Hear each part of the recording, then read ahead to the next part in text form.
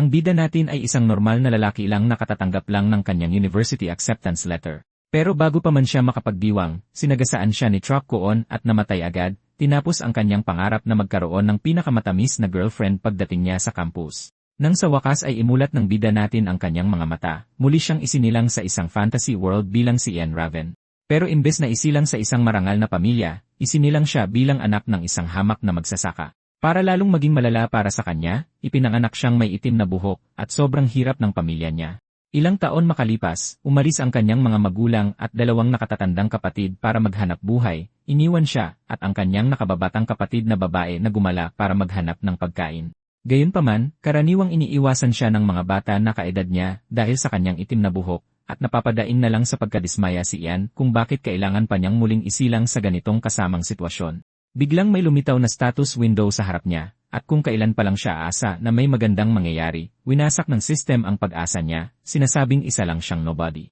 Gayunpaman, hindi naman masyadong nagulat si Ian dahil sa simula pa lang ay wala na siyang inaasahang maganda. Isinilang siyang anak ng magsasaka at wala siyang pangarap na maging iba kundi isang magsasaka.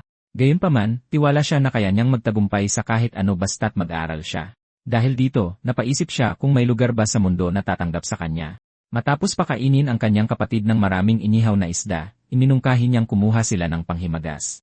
Pumasok sila sa kakahuyan kung saan nagsimulang kumain ng mga ligaw na berry ang kanyang kapatid. Nag-enjoy siya nang may isang nakakatakot na hayop ang lumitaw sa di kalayuan. Bago pa man sila makagalaw, sumugod sa kanila ang hayop at ito pala ay isang dambuhalang oso. Umungol ito sa kanila na nagpatakot sa kanila hanggang buto, pero hinawakan ni Ian ang kanyang kapatid at niyakap ito para protektahan. Kung kailan sasaktan na sila ng hayop, isang mahiwagang apoy ang lumitaw mula sa likuran, tinumba ang oso sa isang tira lang. Napatingin si Ian sa pagtataka ng isang babaeng nakasalamin ang lumitaw sa eksena, sinasabing baka medyo napasobra siya. Binati siya ng babae, tinatanong si Ian kung nasa teritoryo ba siya ng Feldenburg. Kinumpirma ito ni Ian, at ipinakilala ng babae ang kanyang sarili, sinasabing siya si Eredis, isang lagalag na salamangkero. Nagulat si Ian nang marinig ito dahil alam niyang ang mga salamangkero ay makapangyarihang nilalang na lumalabas sa larangan ng digmaan na may magagarang kakayahan at napakalakas na kapangyarihang mapanira. Napaisip si Ian kung bakit ang isang tulad niya ay napunta sa isang basurang nayon na tulad ng sa kanya. Pagkatapos ay ibinunyag ni Eridus na hinahanap niya ang isang batang may itim na buhok na nakatira sa bayan. Dahil nakatayo siya sa harap ng isa sa ngayon, gusto niyang malaman kung may iba pang batang lalaki na may itim na buhok bukod kay Ian. Sumagot si Ian na siya lang ang tanging batang lalaki na may itim na buhok sa teritoryo, at napagtanto ni Eredis na nahanap na niya ang tamang tao. Nagulat si Ian na marinig ito dahil hindi niya man lang alam kung ano ang pinagsasabi ni Eredis. Tila, sinabihan siya ng master ni Eredis, ang space-time mage, na pumunta sa teritoryo para hanapin ang batang may itim na buhok para gawin siyang disipulo, nang angakong may magagandang bagay na mangyayari sa kanya kung gagawin niya ito. Dahil nakatayo si Eredis sa harap ni Ian sa ngayon, napaisip siya kung ang kailangan niya lang gawin ay kunin si Ian bilang kanyang disipulo. Marami ring tumatakbo sa isip ni Ian, tulad ng kung gaano kadelikado ang mga salamangkero, pero naniniwala siyang mabait naman si Eredis. Bukod pa rito, natumba niya ang oso sa isang tira lang, na nagpapakita kung gaano siya kalakas. Sakto, tinanong ni Ian si Eredis tungkol sa mahikang ginamit niya kanina, at nakita ni Eredis na talagang interesado si Ian na malaman ang tungkol sa mahika. Sinabi ni Ian sa kanya na dati ay naniniwala siyang nakakatakot ang mahika, ngunit nang makita niya ito gamit ang sariling mga mata ay naniniwala siyang ito'y kahanga-hanga. Pagkatapos ay sinabi ni Eredis kay Ian na walang espesyal dito, tinitiyak sa kanya na madali niya itong makakaya kung matututo siya. Sa katunayan, ipinaalam niya kay Ian na kahit sino ay maaaring matuto ng mahika, at nagulat si Ian nang marinig ito. Napilitan si Ian na magtanong kung talaga bang matututo siyang gumamit ng mahika, at sumagot ng si Eredis, sinasabing hanggat makahanap siya ng magaling na guro, maaari siyang maging isang salamangkero. Nang marinig ito, nagliwanag ang pangarap ni Ian sa kanyang mga mata, at sa sandaling tanungin siya ni Eredis kung gusto niyang maging disipulo niya, hindi na siya nag-aksaya ng oras at tinanggap ang alok dahil magbabago na ang kanyang buhay. Matapos makakuha ng pahintulot mula sa mga magulang ni Ian at sa pinuno ng teritoryo, isinama ni Eridus si Ian. Sinabi ni Eridus kay Ian na kailangan niyang magsumikap para sa pagkakataong ibinigay sa kanya, at tiniyak ni Ian na hindi niya ito sasayangin. Para simulan ang kanyang paglalakbay, naglapag si Eridus ng isang malaking libro sa harap niya. Ito ang mga batayan ng mahika na pinag-aralan sa wikang Meronius, at kailangan niyang matutunan ito. Habang sinisimulan niyang basahin ang libro, ipinapakita ng status window ang kanyang progreso sa wikang Meronius. Unti-unti niyang natututunan ang kailangan niyang malaman sa mga libro, at kapag tapos na siya sa isang kabanata, isa na namang libro ang ibibigay sa kanya ni Eridus. Pagkatapos ng matagal na panahon, sa wakas ay naperpekto ni Ian ang wikang Moronius, at ipinaalam sa kanya ng system na kayanan niyang gamitin ang opisyal na wika ng mahika ng mga Archmage. Halos 7 taon ang inabot niya para magawa ito, at sinabi ni Eredis sa kanya na dito nagtatapos ang kanyang pag-aaral sa silid-aralan, na nangangahulugang kailangan na nilang magpatuloy sa susunod na hakbang. Ang susunod na ginawa ni Eridus ay ihulog si Ian mula sa isang mataas na lugar, at habang nahuhulog, sumigaw siya sa takot, tinatanong ang kanyang master kung hindi ba ito masyadong nagmamadali sa kanya. Ipinaalala niya kay Eridus na ang tanging natutunan niya sa nakalipas na ilang taon ay ang wikang Moronius. Pagkatapos ay sumigaw si Eridus ng malakas, sinasabihan si Ian na pakinggan ang boses, ngunit nakakalito ito lahat para kay Ian. Nagtataka siya kung anong klaseng boses ang dapat niyang pakinggan habang nahuhulog siya mula sa langit, dahil ang tanging naririnig niya ay ang ugong ng hangin. Bigla, isang boses ang nagsimulang magsalita sa kanyang isipan, ipinapahayag ang pagkagulat nito na isang tao ang lumilipad sa kalangitan. Nagulat si Ian, ngunit kasabay nito, napagtanto niyang ito ang wikang Moronius. Sa pamamagitan ng pakikinig sa boses at pagmamanipula sa hangin sa paligid niya, nakakuha si Ian ng bagong kasanayan, ang wind magic. Nang sa wakas ay makarating siya sa lupa matapos ang isang halos kamatayang karanasan, pinagtawanan siya ng kanyang master, habang sinasabi sa kanya ang tungkol sa mga misteryo ng kalikasan. Sinabi ni Eredis sa kanya na hinihiram ng mga salamangkero ang kapangyarihan ng malalaking misteryo ng kalikasan sa pamamagitan ng pakikipag-usap sa mga ito, na siyang pinakabuod ng mahika. Dahil naririnig na niya ngayon ang boses ng hangin, sinabi ng kanyang master na oras na para pakinggan niya ang susunod na mahiwagang boses. Tiniyak ni Ian sa kanya na handa na siya para sa karanasan, at sinabi ni Eredis na ang susunod niyang hamon ay ang tubig. Itinapon si Ian sa tubig, at matapos halos malunod, nagawa rin niyang makabisado ang water magic. Pagkatapos nito, sinabi ni Eredis sa kanya na ang natitira ay ice magic, at hindi nagtagal ay natagpuan ni Ian ang sarili sa isang nagyayelong lugar kung saan halos mamatay siya sa lamig. Kaagad niyang natutunan din ito, at pinuri siya ni Eredis, sinasabing napakabilis niyang matuto. Gayunpaman, hindi man lang makasagot si Ian dahil sobrang pagod na siya. Nang hindi man lang siya pinagpapahinga, sinabi ni Eredis sa kanya na ang susunod niyang dapat matutunan ay fire magic, at halos maihi si Ian sa salawal nang makita ang sarili sa harap ng isang malaking apoy. Gayunpaman, matapos ang isang halos kamatayang karanasan, natutunan din niya ang fire magic. Dahil dito, sinabi ng kanyang master na ang huli niyang kailangang matutunan ay earth magic. Ipinadala si Ian sa isang kuweba, at habang naglalakbay siya sa loob, nakarinig siya ng isang bugtong sa kanyang isipan. Dahil hindi niya naiintindihan ang sinasabi, napagtanto niyang kulang siya sa kakayahan para sa earth magic, at kailangan niyang magkaroon ng mas maraming karanasan sa ibang pagsasanay. Sakto, lumitaw ang status window sa harap niya, sinasabing mayroon siyang bonus skill points na magagamit niya para pataasin ang kanyang galing sa mahika. Nagulat si Ian nang malaman na magagamit niya ang skill window, na ginagawa siyang isang cheat player sa mundong ito. Dahil ganito ang kaso, nagpasya siyang itaas ang kanyang earth magic, dahil hindi niya maintindihan kahit isang salita mula dito. Sa sandaling ginawa niya ito, isang maliwanag na ilaw ang lumitaw sa screen. At nang huminahon na ang lahat, sa wakas ay naririnig na niya ang earth magic na nakikipag-usap sa kanya. Masaya si Ian na sa wakas ay natutunan na niya ang earth magic, at napagtanto niyang oras na para lumabas at sabihin sa kanyang master na natutunan na niya ito. Sakto, ginamit niya ang kanyang fire magic para sindihan ang sulo sa kanyang kamay upang makita ang daan. Bigla, nakarinig siya ng boses sa kanyang isipan na nagsasabing galit ito sa liwanag, at nagulat si Ian. Tinanong niya kung ang earth magic ba ang kumakausap sa kanya, ngunit sumagot ng hindi ang boses. Sumagot ang boses, sinasabing ito ang kadiliman. Ilang sandali pa, dali-daling lumabas si Ian sa kuweba na tuwang-tuwa, sinasabi sa kanyang master na nagtagumpay siya. Gayunpaman, hindi lang earth magic ang natutunan niya, kundi natutunan din niya ang shadow magic mula sa kadiliman. Nagulat si Eredis nang marinig ito, dahil hindi siya makapaniwala na narinig lang ni Ian ang boses ng natatakot at mahiyain na kadiliman. Nakikita ni Ian ang gulat na reaksyon sa mukha ng kanyang master, at tinanong niya kung ayos lang ba ito. Tinawag lang ni Eridus ang pangalan ni Ian, sinasabing oras na para bumaba ng bundok. Tuwang-tuwang tinanong ni Ian kung saan sila pupunta, ngunit sumagot ito na hindi iyon ang iniisip niya. Sinabi ni Eridus sa kanya na ang ibig niyang sabihin ay kailangan na nilang maghiwalay ng landas. Itinuro niya ang isang direksyon, sinasabing kailangan niyang pumunta sa Chronolig para lumahok sa Space-Time Mage Conference. Sinabi ni Eridus sa kanya na malamang na makikita niya roon ang Space-Time Mage kung nakatadhana siyang makabisado ang Space-Time Magic. Namangha si Ian nang marinig ito dahil hindi siya makapaniwala na kailangan niyang matutunan ang ganoong klaseng mahika ng biglaan. Sa kaloob-looban niya, handa si Eredis na paalisin siya dahil alam niyang mayroon siyang likas na koneksyon sa mga misteryo. At kung tama ang kanyang kutob, tiyak na makakaya rin ni Ian na hawakan ang kapangyarihan ng oras. Nang pareho na silang handang umalis, sinabi ni Eridus kay Ian na magkita sila sa Dronheim sa loob ng 3 taon. Pagkatapos ay nagtungo si Ian sa pinakamalapit na bayan habang iniisip ang Space-Time Mage Conference. Kahit na bigla itong ipinasa sa kanya ng kanyang master, hindi niya ito ininda dahil nasasabik din siya. Sakto, nakarinig siya ng isang lalaki na nag-aanunsyo na handa siyang makisabay sa sinumang papuntang Hilaga. Dahil ang Space-Time Mage Conference ay papuntang Hilaga at wala siyang ginagawa sa kasalukuyan, naisip niyang subukang pumunta doon pansamantala. Kalaunan, nakita si Ian at ang kanyang mga kasamang manlalakbay na papuntang Hilaga na nagkakampo para sa gabi. Ang nangunguna sa paglalakbay ay si Rick, ang master ng Rabbit Foot Merchant Guild. Tinanong ni Rick si Ian kung ito ba ang unang beses niyang pumunta sa Hilaga, at sumagot ng si Ian, sinasabing may biglaan siyang lakad. Nang marinig ito ni Rick, napagtanto niyang hindi alam ni Ian ang tungkol sa Dragon Mountains. Tila, sa mga bundok na ito, may mga drake na lumalabas, at tinanong ni Rick si Ian kung marunong ba siyang lumaban o kahit man lang tumakbo. Sumagot si Ian na hindi siya masyadong kampante sa alinman sa mga sinabi niya habang nagtataka kung bakit niyayakap siya ni Rick at bigla na lang nagiging palakaibigan. Nagulat si Rick nang marinig ito at sinabi niya kay Ian na wala pala siyang silbi. Tinanong niya kung ano ang kanyang propesyon at kinakabahang sumagot si Ian na isa siyang salamangkero. Narinig ito ni Rick at nagulat na tumayo, tinatanong si Ian kung seryoso ba siya sa sinabi niya.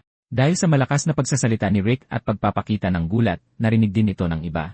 Pati ang mga mersenaryo na kasama nila ay nagulat din. Napansin ni Ian ang biglang pagbabago sa ekspresyon ng lahat at nagtanong siya kung mayroon bang problema. Sinabi sa kanya ni Rick na hindi ito seryoso pero nagsimula siyang mag-alok ng mga bagay kay Ian. Sa kabilang banda, nagsimulang pagtawanan ng mga mersenaryo si Ian sa pagsasabi niyang isa siyang salamangkero. Ayaw nilang maniwala dahil mukha siyang payat, at kinutya nila siya, sinasabing kung inaangkin niyang salamangkero siya, kahit sino ay pwedeng sabihin din iyon. Nagtataka si Ian kung ano ang problema sa kanila nang lumapit sa kanya ang isang babaeng bughaw ang buhok na may takip sa ulo. Sinabi niya kay Ian na kung totoong salamangkero siya, kailangan niyang turuan ng leksyon ang mga mersenaryo para patahimikin sila. Tinanong siya ni Ian kung ano ang ibig niyang sabihin, at sinabi niya kay Ian na mahilig maliitin ng mga mersenaryo ang kahit sino, at hindi mahalaga kung salamangkero siya o hindi. Sa madaling salita, kailangan niyang ipakita sa kanila ang kanyang kapangyarihan para malaman nilang hindi siya malumanay para hindi nila siya maliitin. Sa katunayan, katatakutan nila siya at poprotektahan kung may mangyari. Nalaman ni Ian na tama nga siya, pero hindi niya alam kung paano niya ito gagawin. Sa madaling salita, hindi pa siya nagagalit noon, kaya nalilito siya sa sitwasyong ito. Sakto, nakita niya ang isa sa mga mersenaryo na dinuduraan ang kanyang plato habang ginagamit ang dahon para ikalat ito. Nawala sa sarili si Ian, at noon din, nagsimulang yumanig ang lupa na parang may lindol. Natataranta ang lalaki nang lapitan siya ni Ian, tinatanong kung bakit niya dinuduraan ang plato niya. Habang tumutulo ang pawis sa kanyang mukha, humingi siya ng paumanhin, yumuyuko kay Ian. Sinabi niya kay Ian na gusto niya lang linisin ang plato, at sinigawan siya ni Ian, sinasabing dapat ay hinugasan niya ito ng tubig. Kinakabahang nakipagtalo ang lalaki na marumi ang tubig, at tinanong siya ni Ian kung ano ang ibig niyang sabihin. Sumagot ang lalaki na may kung ano-ano sa tubig, tulad ng lime, putik, at mga parasito, kaya hindi niya pwedeng hugasan ang plato ng tubig. Binanggit niya na mas malinis daw ang laway kaysa sa tubig. At sa sandaling marinig ito ni Ian, halos mabaliw na siya. Hindi makapaniwala si Ian kung gaano kasama ang pamantayan sa kalinisan noong medieval. Halos mawala ng pasensya si Ian habang ginagamit niya ang kanyang kapangyarihan para palakasin ang apoy. Sa wakas ay nagsalita si Ian, sinasabihan ang mga mersenaryo na kumuha ng tubig ngayon din. Nagmamadaling pumunta sa sapa ang mga lalaki para kumuha ng tubig dahil nakikita nila kung gaano kagalit si Ian. Nang gabing iyon, nakita ang mga mersenaryo na naghahanap sa kabubatan. Sa wari, hinahanap nila ang babaeng bughaw ang buhok na tinatawag nilang Kathy. Bigla, naabutan nilang dinudukot si Kathy ng mga bandido, at bago pa sila makakilos, pinana na sila. Inilabas ng mga mersenaryo ang kanilang mga sandata, handang labanan ang mga bandido, at agad nagsimula ang isang matinding labanan sa pagitan nila. Ang pinuno ng mga bandido, na buhat si Kathy, ay biglang kinagat niya, na naging dahilan para mabitawan niya ito sa lupa. Tumayo si Kathy at tumakbo papalayo sa lugar habang naglalabanan ang dalawang grupo.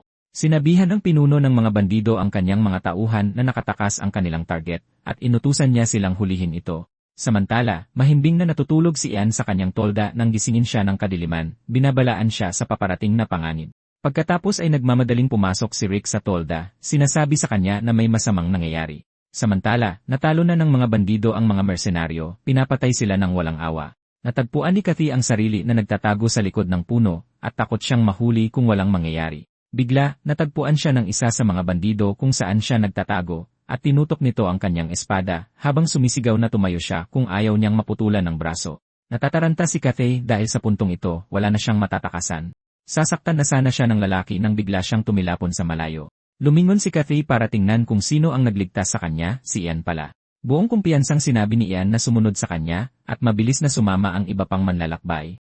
Noon din, inutusan ni Ian ang kadiliman na bumaba, binubulag ang mga bandido.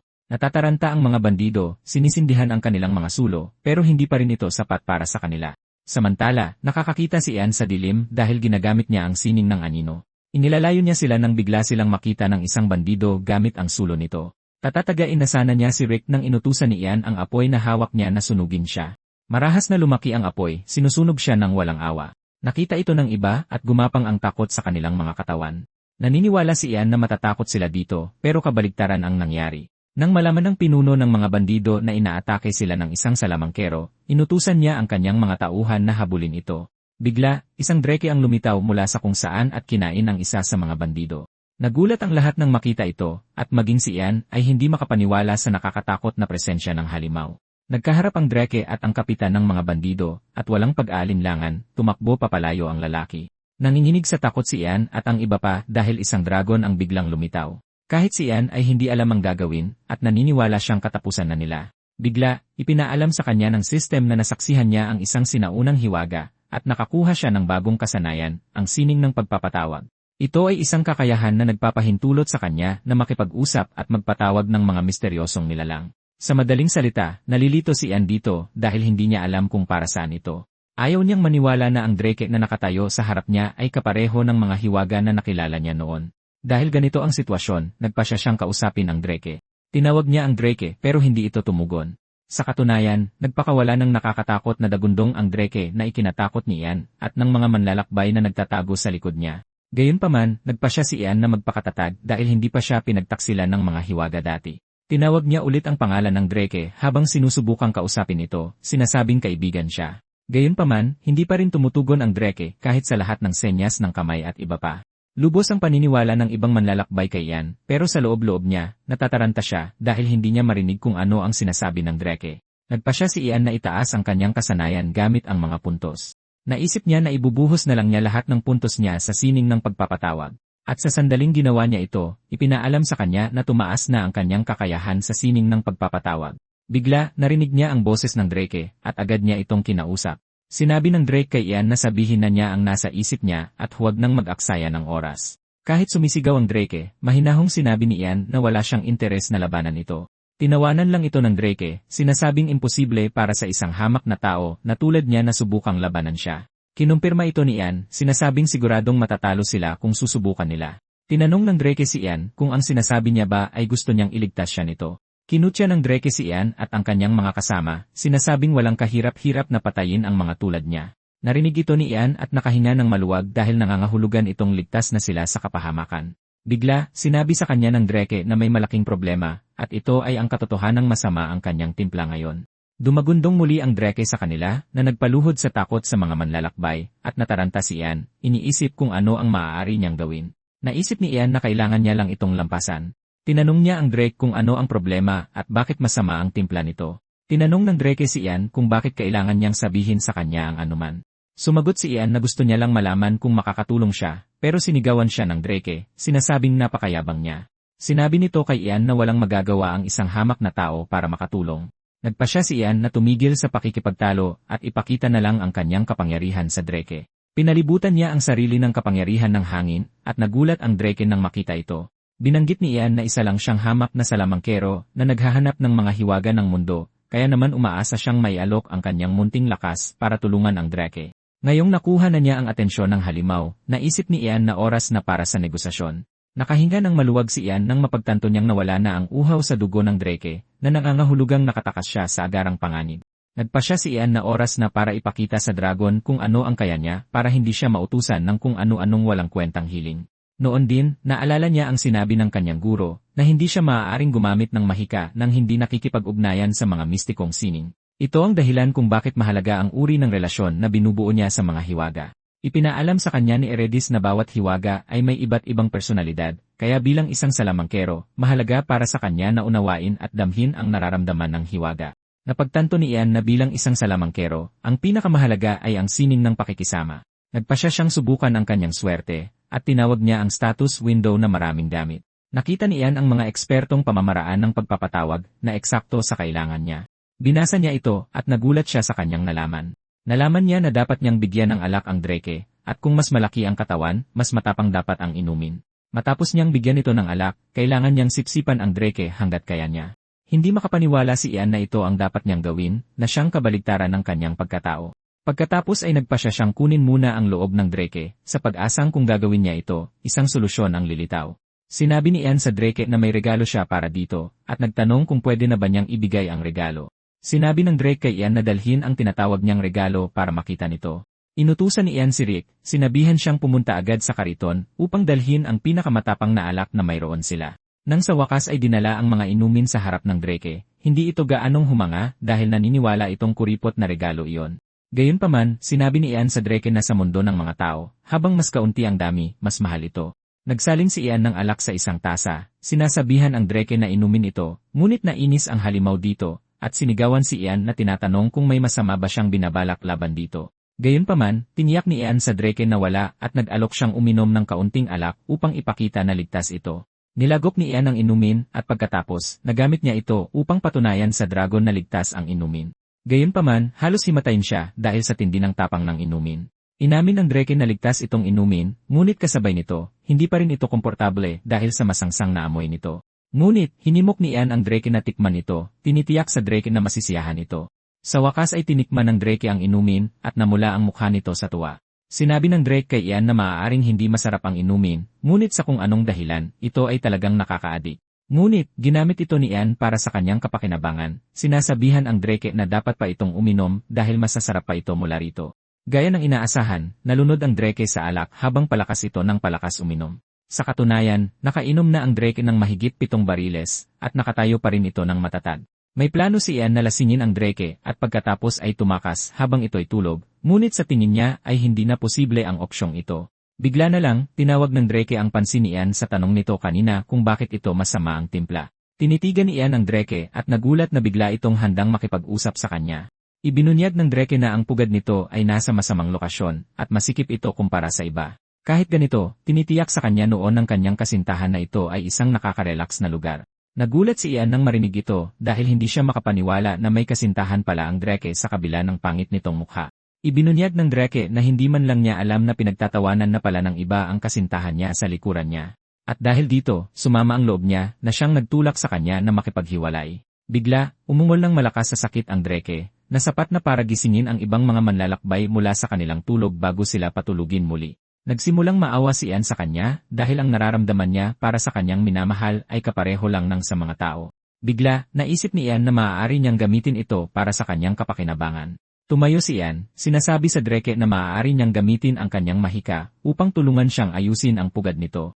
Nagulat ang Drake nang marinig na handa si Ian na tulungan siya, ngunit ipinaalam ni Ian na kailangan din itong may gawing kapalit. Kalaunan, nagising si Rick sa kanyang pagkakatulala nang marinig niyang nagbabanta si Ian na huhugutin ang kanyang mga daliri. Pagkagising nilang lahat, natagpuan nila ang kanilang sarili sa likod ng isang karwahe na hinihila ni Ian. Nang sa wakas ay huminto sila, tinanong ni Kathy si Ian kung bumalik na ang Drake sa pugad nito, ngunit sinabi niya na hinihintay sila ng Drake. Nataranta si Rick, nagtatanong kung naghihintay ang Drake dahil gusto silang kainin. Gayunpaman, ipinaalam ni Ian sa kanila na hinihintay siya ng Drake dahil nakipagkasundo siya rito sa kondisyon na tutulungan niya ang mga manlalakbay. Nagulat si Kathy nang marinig ito dahil wala siyang ideya kung anong uri ng kasunduan ang kanyang tinutukoy. Ang iba naman ay nagdiriwang na dahil isinakripisyo ng salamangkero ang kanyang sarili para sa kanila. Sa madaling salita, sinabi ni Ian sa Drake na palalayain niya ang mga manlalakbay kapalit ng pag-aayos ng pugad nito. Bago pa man malaman ni Ian, nag-alay na ng kanta para sa kanya si Rick at ang iba pa. Kumakanta sila ng buong puso, pinag-uusapan kung paano tinalo ni Ian ang Drake. Ginawa nilang parang isang Diyos si Ian na dapat nilang sambahin at protektahan. Nagtataka na lang si Ian kung ano ang pinagsasabi ng grupo. Bago umalis si Ian, sinabihan niya silang huwag umalis nang wala siya, ngunit hinimok silang maghanda sa pag-alis kapag bumalik na siya.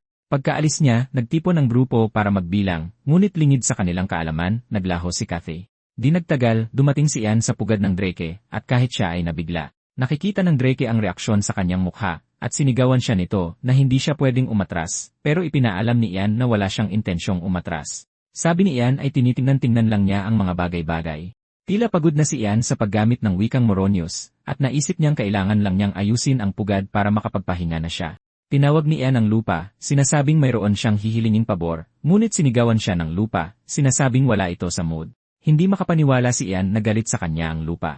At nang tanungin ng Drake si Ian kung kumusta ang usapan nila ng lupa, ibinunyag ni Ian na tumanggi ang lupa na kausapin siya. Gayunpaman, plano niyang tanungin muli ang lupa kapag bumuti na ang mood nito. Nang marinig ito ng Drake, halos sumuko na ito sa pag-aayos ng pugad, sinasabing nangangahulugan lang ito na hindi niya talaga soulmate ang kanyang ex. Pagkatapos ay nagpakilala ang Drake, sinasabing siya si Longtail Drake habang hinihiling na maging kaibigan si Ian. Pumayag si Ian dito, at habang nabubuo ang kanilang ugnayan, ipinaalam ng system kay Ian na nakakuha siya ng kakayahang ipatawag si Longtail dahil kaibigan na niya ito ngayon. Kahit magandang balita ito para kay Ian, hindi siya lubos na masaya dahil wala siyang nagawa para sa kanyang kaibigan. Bigla, ipinakita ni Longtail kay Ian ang kanyang silid ng kayamanan, na puno ng maraming mahahalagang bagay. Sinasabihan si Ian na kumuha hanggat gusto niya dahil magkaibigan na sila ngayon. Namangha si Ian sa dami ng kayamanan sa silid, at naaalala niya na sinabi ng kanyang master na mahilig mag-ipon ng kayamanan ang mga dragon. At dahil kamag-anak ng dragon si Longtail, hindi malayo na mayroon din siyang sariling mga kayamanan. Lumipat si Ian sa mga hiyas at hiniling na sana makita ng lupa ang mga hiyas para pakinggan ito ang kanyang kahilingan. Bigla, may pumasok na ideya sa kanyang isip, at tinanong niya si Longtail kung pwede ba siyang magsulat-sulat sa lupa. Gumuhit si Ian ng isang magic circle sa lupa, na itinuro sa kanya noon ng kanyang master. Tila sinabi sa kanya ng kanyang master na kung nagtatampo ang isang mystery, ang kailangan lang niyang gawin ay mag-alay ng regalo gamit ang isang magic circle. Inilagay ni Ian ang isang hiyas sa gitna ng bilog at muling tinawag ang lupa. Sumagot muli ang lupa, ngunit bago pa ito magsimulang magreklamo, sinabi ni Ian na pakinisin ang mga pader. Bilang tugon sa hiyas sa gitna ng bilog, pumayag ang lupa na gawin ang gusto niya. Gamit ang mahika ng lupa, agad na nagbago ang buong pugad na ikinamangha kahit ni Longtail. Sa katunayan, labis siyang nabighani sa kung gaano kalinis ang kinalabasan ng lahat na gusto na niyang maiyak. Talagang namangha si Longtail, at nagpasalamat siya kay Ian para sa tulong. Sabi ni Longtail na sa pamamagitan nito, maaari na niyang alagaan ang kanyang soulmate. At kahit magkaroon sila ng mga anak sa pugad, magiging ligtas sila. Bigla, nagsimulang mahilo si Ian, at bago niya pa man mamalayan, tumulo ang dugo mula sa kanyang ilong. Nagtatanong pa rin si Longtail kung ano ang nangyayari nang bumagsak si Ian sa lupa at nawalan ng malay. Dinampot ni Longtail si Ian habang sumisigaw na maging maayos siya dahil hindi nito alam ang gagawin. Nag-iisip si Longtail kung ano ang gagawin nang marinig niya ang boses ni Kathy sa malayo na tumatawag kay Ian. Agad siyang pinutol ni Longtail, at umungol siya kay Kathy ng agresibo sa paniniwalang sasaktan niya si Ian. Gayunpaman, hinimok ni Kathy si Longtail na kumalma, sinasabi sa kanya na kaibigan siya ni Ian, kaya hindi siya dapat kainin. Nang marinig ito, kumalma si Longtail, at binigyan niya si Kathy ng pagkakataong tingnan si Ian. Di nagtagal, nagsimulang magkamalay si Ian, at ang unang pumasok sa isip niya ay ang kanyang telepono. Hindi pa siya lubusang gising nang iunat niya ang kanyang kamay sa gilid para hanapin ang kanyang telepono. Lingid sa kanyang kaalaman, nakahiga siya sa kandungan ni Kathy, at nahawakan niya ang mga kamay nito. Nagtataka siya kung bakit napakalambot ng kanyang telepono. At nang hindi iminumulat ang kanyang mga mata, patuloy niyang pinipindot ang kamay ni Kathy, sa paniniwalang ito ang kanyang telepono. Hanggang sa marinig niya ang boses ni Kathy, ay saka lang niya napagtanto na wala siya sa kanyang dating mundo. Iminulat niya ang kanyang mga mata at nakita ang sarili sa kandungan ni Kathy at mabilis na tumayo. Nagulat siya nang makita si Kathy sa pugad, tinatanong kung ano ang ginagawa nito doon.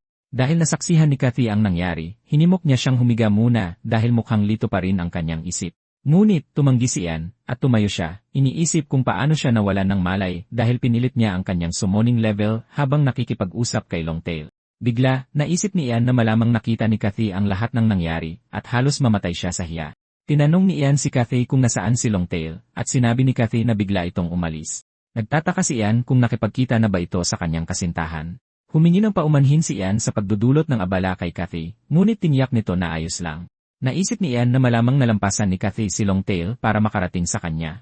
Ibinunyag ni Kathy na sinabi lang niya kay Longtail na kaibigan niya ito, at pinadaan siya ni Longtail. Pagkatapos nilang mag-usap kung paano siya nakarating doon, sinabi ni Kathy kay Ian na may kailangan siyang sabihin sa kanya.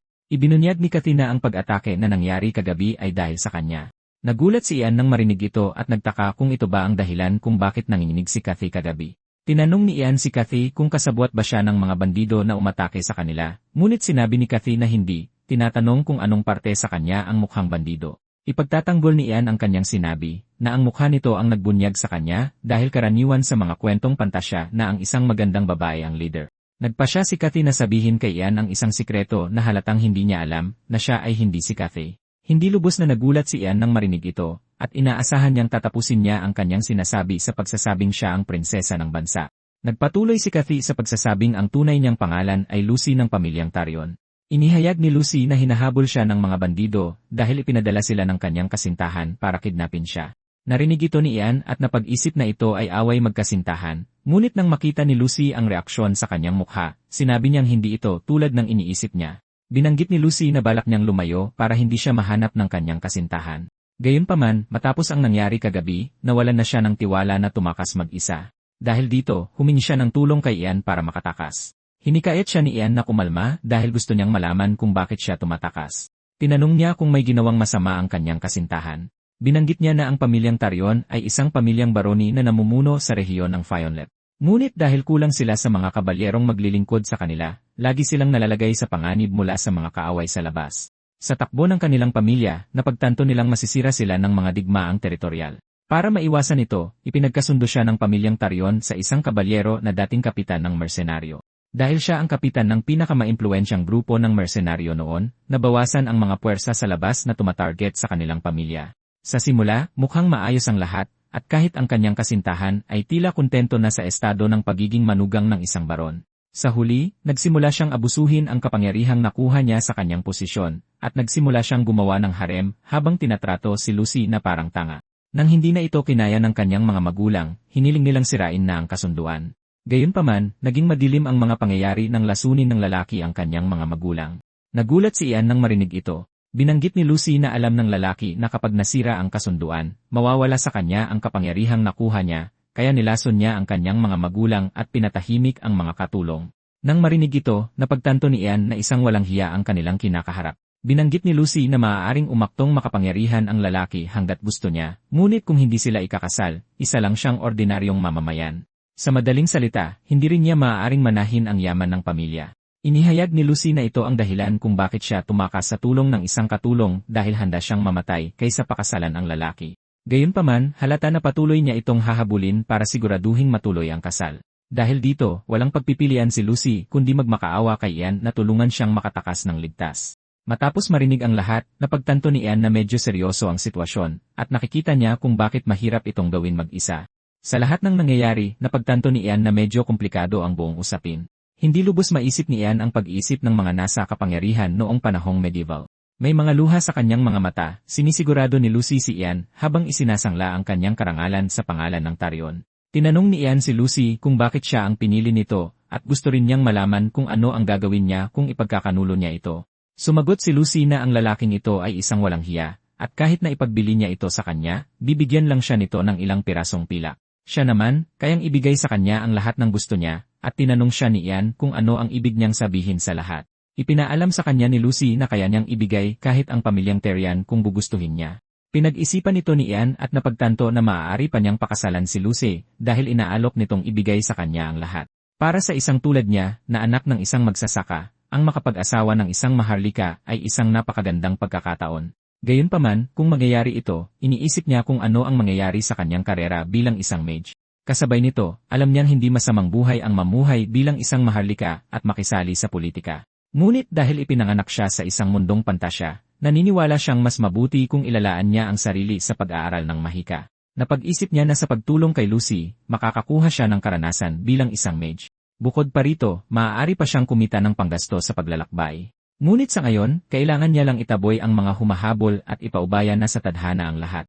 Nagsalita si Ian, sinasabi kay Lucy na mas mabuti kung hihingi siya ng tulong sa isang taong may espada kaysa sa kanya dahil ang mga mage ay hindi mga mandirigma. Magsisimula na sanang mangumbinsi ulit si Lucy nang sabihin ni Ian na dahil handa siyang magbayad, matutulungan niya itong makatakas. Gayunpaman, ipinaalam niya na anuman ang mangyari pagkatapos ay pananagutan na niya. Nang marinig ito ni Lucy, tinakpan niya ang kanyang mukha at nagsimulang umiyak na nagdulot ng matinding pag-aalala kay Ian. Sinubukan niya itong aliwin, tinatanong kung may nasabi ba siyang masama dahil sinusubukan niya lang tumulong. Gayunpaman, nilinaw ni Lucy ang sitwasyon, pinasasalamatan siya sa lahat. Ipinatong niya ang kanyang ulo sa balikat nito habang lumuluha sa kanyang balikat. Pagkatapos ng dalawa, lumabas sila, at nagulat si Ian nang makitang nagbibilad si Longtail bilang paghahanda sa pagkikita nila ng kanyang kasintahan. Masaya si Longtail na makita siya, at tinanong siya nito tungkol sa kanyang kalagayan. Tiniyak ni Ian kay Longtail na maayos lang siya, at sinabi niyang mukhang oras na para bumaba sila ng bundok dahil naghihintay na ang lahat. Nagpasalamat si Ian kay Longtail para sa regalo, at sinabi ni Longtail na wala iyon. Pagkatapos ay sinabi niya kay Ian na sumakay sa kanyang likod para maisakay niya ito. Umakyat si Ian sa dragon, nagpapasalamat sa tulong nito. Sakto namang sumigaw si Longtail kay Lucy na umakyat na rin dahil kasintahan daw siya ni Ian. Agad na nilinaw ni Ian ang sitwasyon, sinasabi kay Longtail na nagkakamali ito. Habang abala ang dalawa sa pag-uusap tungkol dito, nakatayo lang si Lucy na walang kaalam-alam, nagtataka kung ano ang kanilang pinag-uusapan. Inabot ni Ian ang kanyang kamay sa kanya, sinasabihang sumakay na. Nang makaupo na ang dalawa, masayang lumipad si Longtail patungo sa direksyon ng iba pang mga manlalakbay. Samantala, sinusubukan ng ibang mga manlalakbay na kumbinsihin si Rick na kailangan nilang umalis sa lugar bago pa dumating ang mas maraming bandido. Pinapanood ni Rick habang nagtatalo ang dalawang mga ngalakal kung may kakayahan bang manatili ang mga bandido o tatakas na lang. Gayunpaman, nang tanungin nila si Rick para sa kanyang pananaw sa buong bagay, sinabi niyang kailangan nilang hintayin ang mage. Ang sumasang-ayon ay natuwa nang marinig ito, habang ang isa naman ay talagang inis na inis. Hinihintay ni Rick na bumalik si Ian dahil sigurado siyang hindi ito namatay dahil hindi naman ito mukhang mahinang mage. Ito ang kanilang paniniwala hanggang makalipas ang 10 minuto nang sinalakay sila ng mga bandido. Sobrang binugbog sila kaya nagsisi si Rick na hindi siya tumakas noong may pagkakataon pa siya. Sumigaw ang leader ng mga bandido sa kanila, sinasabihang tumigil sa pag-iyak habang nangangakong bibilisan niya ang kanilang pagkamatay. Nagmamakaawa sa leader na may takip sa mata na ibigay ang babae. Tinanong siya ni Rick kung ano ang ibig niyang sabihin, at ipinaliwanag ng leader ng bandido na may kasama silang babaeng bughaw ang buhok, kaya huwag na silang magkunwaring walang alam. Dito nila napagtanto na si Lucy ang hinahabol ng mga bandido. Kung kailan naman nila hahanapin si Lucy, doon nila napagtanto na wala siya kahit saan. Inakala ng leader ng bandido na pinagtatawanan nila siya, at hinawakan niya ang kanyang espada na handang patayin sila. Ngunit bigla natanaw nila si Ian sa di kalayuan. Sa sandaling makita nila si Ian na papalapit, alam na ng grupo na ligtas na sila. Hindi alam ng leader ng bandido kung ano ang nangyayari hanggang sa makita niya ang isang dreke na sumusugod sa kanila. Sa halip na mag-alala sa paparating na panganib, ang kanyang focus ay nasa kay Lucy na nakasakay sa likod ng dreke. Gayunpaman, nang sa wakas ay tawagin ng kanyang mga tauhan ang kanyang pansin sa panganib, sinigawan niya sila, sinabihang tumakbo para sa kanilang buhay. Pagkaalis ng mga bandido, sinabi ni Rick kay Lucy na dapat siyang magpasalamat na kasama niya ang mage dahil kung hindi ay masasaktan siya ng mga bandido. Hindi makapaniwala si Lucy na kinakaawaan siya ng lalaki gayong siya ang mukhang binugbog ng ladrilyo. Tinanong ng isa sa mga mangangalakal ang mahalagang tanong, tinatanong ang kanyang mga kaibigan kung paano nalaman ng mga bandido ang tungkol kay Lucy. Nangatuwiran ang kanyang kasamahan, sinasabing totoo ito dahil sinimulan nilang hanapin si Lucy pagdating nila na medyo masama para sa mga taong mula sa Heavenly God Church. Nang marinig ni Ian ang pangalan, napagtanto niyang matagal na mula nang huli niyang narinig ang tungkol sa simbahan. Tila, ang relihiyon sa mundong ito ay ang Heavenly God Church, at ipinagbabawal ng doktrina nito ang paggawa ng mga mananampalataya na alipin. Gayunpaman, matagal nang isinantabi ng mga human trafficker at mangangalakal ng alipin ang mga kautusang iyon. Nagulat din si Ian na kahit nakakita na sila ng isang mage at isang dreke, hindi pa rin nila sinukuan si Lucy na nagpapakita kung gaano sila kapursigido. At napagtanto niya na medyo malala ang sitwasyon at kung magpapatuloy ito, maaabutan nila siya. Tinanong ni Ian si Longtail kung maaari siyang humingi ng pabor. Tiniyak sa kanya ni Longtail na kaya niya at sinabi ni Ian kay Longtail na itaboy ang mga bandido. Sa katunayan, kung kinakailangan, ipinaalam niya kay Longtail na maaari niyang patayin sila. Masayang tinanggap ni Longtail ang hiling dahil galing ito sa isang kaibigan. Walang sinayang na oras, hinabol ni Longtail ang mga bandido. Kahit na ayaw talaga ni Ian na patayin ang mga bandido, napagtanto niya na nasa isang medieval fantasy world sila kung saan normal lang ang pumatay at mapatay. Alam niyang kailangan niyang magbago kung gusto rin niyang mabuhay sa mundong ito. Bigla, nagsimulang manlabo ang kanyang isip at napagtanto niyang marahil ay sobra na naman ang paggamit niya ng wikang Moronius. Hinawakan niya ang kanyang ulo sa sakit at hinawakan siya ni Lucy. Hinihiling na mag-ingat dahil mukhang sobra na niyang pinapagod ang sarili. Gayunpaman, tiniyak sa kanya ni Ian na maayos lang siya. Habang abala ang dalawa sa pag-uusap, natanaw sila ni Rick at agad na inakalang nagde-date sila.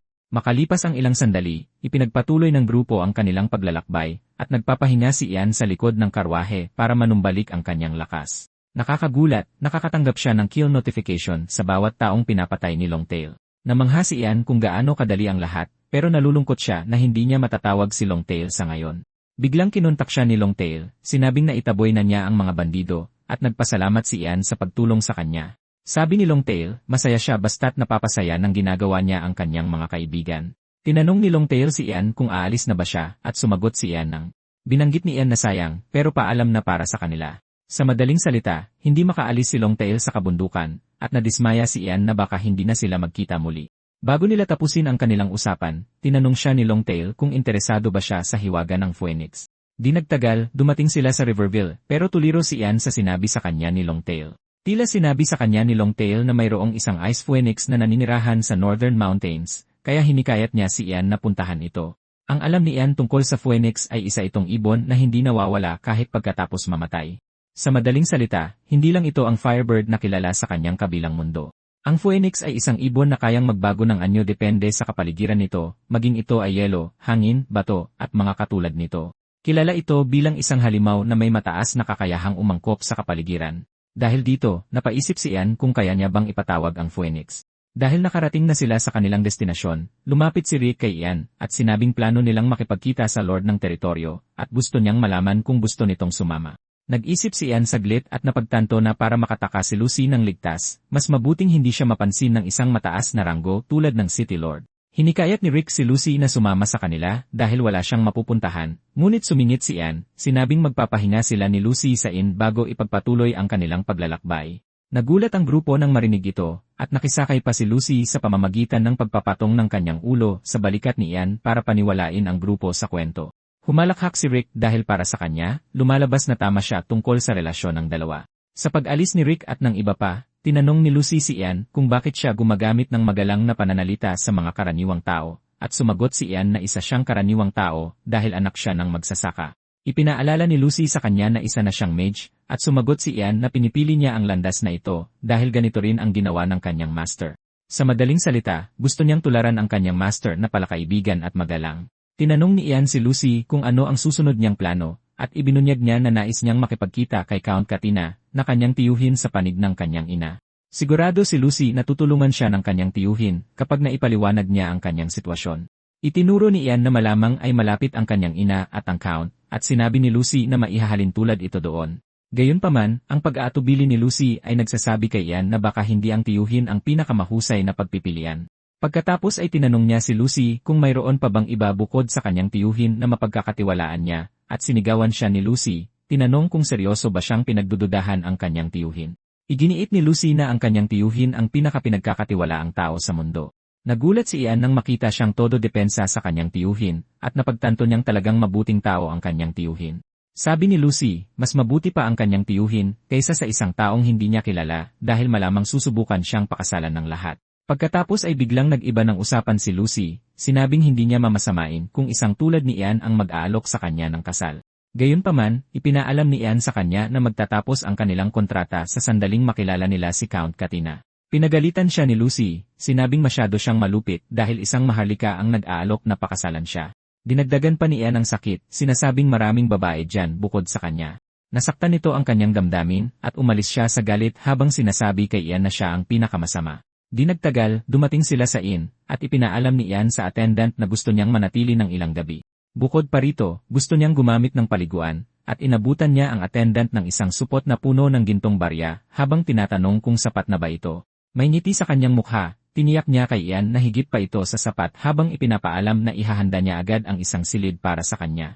Tinanong ng attendant si Ian kung maliligo rin ba si Lucy, at sumigaw si Lucy sa hiya na nagsasabing hindi. Tinanong siya ni Ian kung tinatanggihan niya ang alok dahil sa tingin niya ay dudumi rin ang tubig, at sinabi ni Lucy na bahagi lang ito. Tinanong siya ni Lucy kung kailangan niya ba talagang sabihin ito ng malakas para sa kanya, at tinitigan lang siya ni Ian na may lubos na pagkalito dahil wala siyang ideya kung ano ang sinasabi nito. Sa wakas ay naintindihan ni Ian kung nasaan ang problema. Nalaman niya na ang paliguan ay nasa labas, at mabilis niyang sinabi kay Lucy na hindi niya kailangang sumama, sinabing maliligo siyang mag-isa.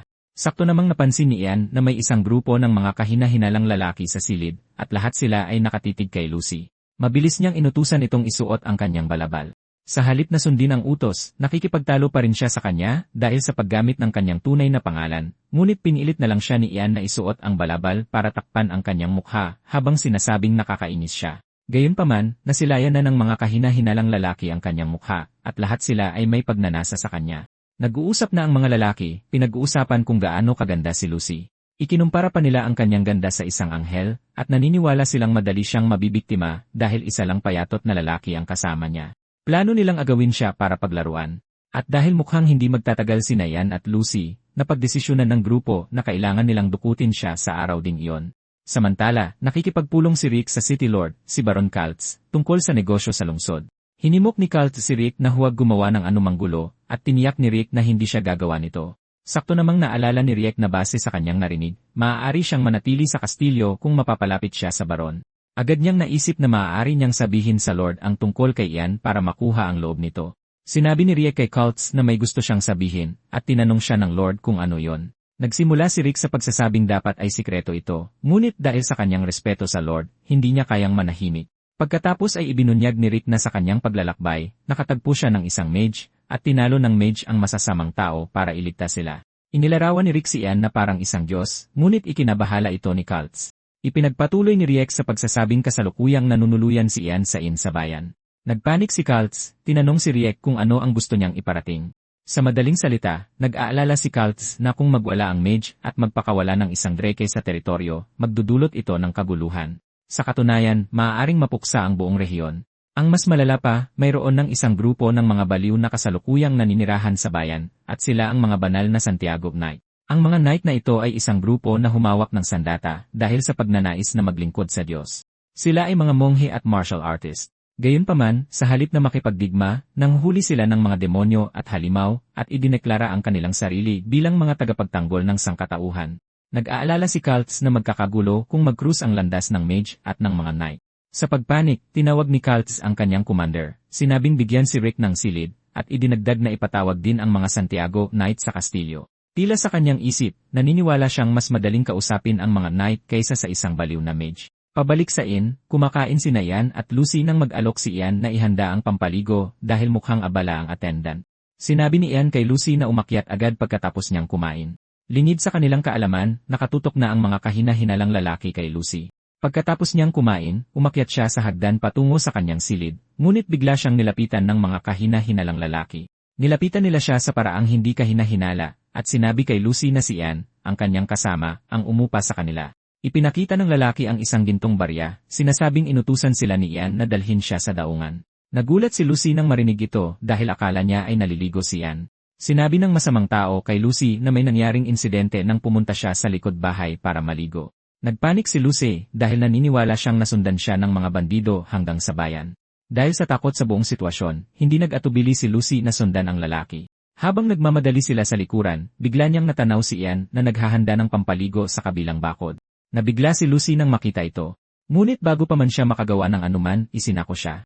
Nagsimula siyang sumigaw sa loob ng sako, tinatawag ang pangalan ni Ian. Narinig ni Ian ang kanyang boses. Ngunit bago pa man siya makagawa ng anuman, sumugod ang isa sa mga masasamang tao para atakihin siya. Iniwasan ni Ian ang atake, na naging sanhi ng pagkadapa at pagbagsak ng lalaki sa lupa. Napagtanto ni Ian na ang mga lalaki ay hindi galing sa fiancé ni Lucy. Pagbangon niya para subukang habulin ang mga masasamang tao, hinarangan siya ng isa sa kanila. Galit na inatake ni Ian ang lalaki gamit ang wind magic, ngunit may limitasyon ang kaya niyang gawin dahil pagod pa rin siya sa mahikang ginamit niya.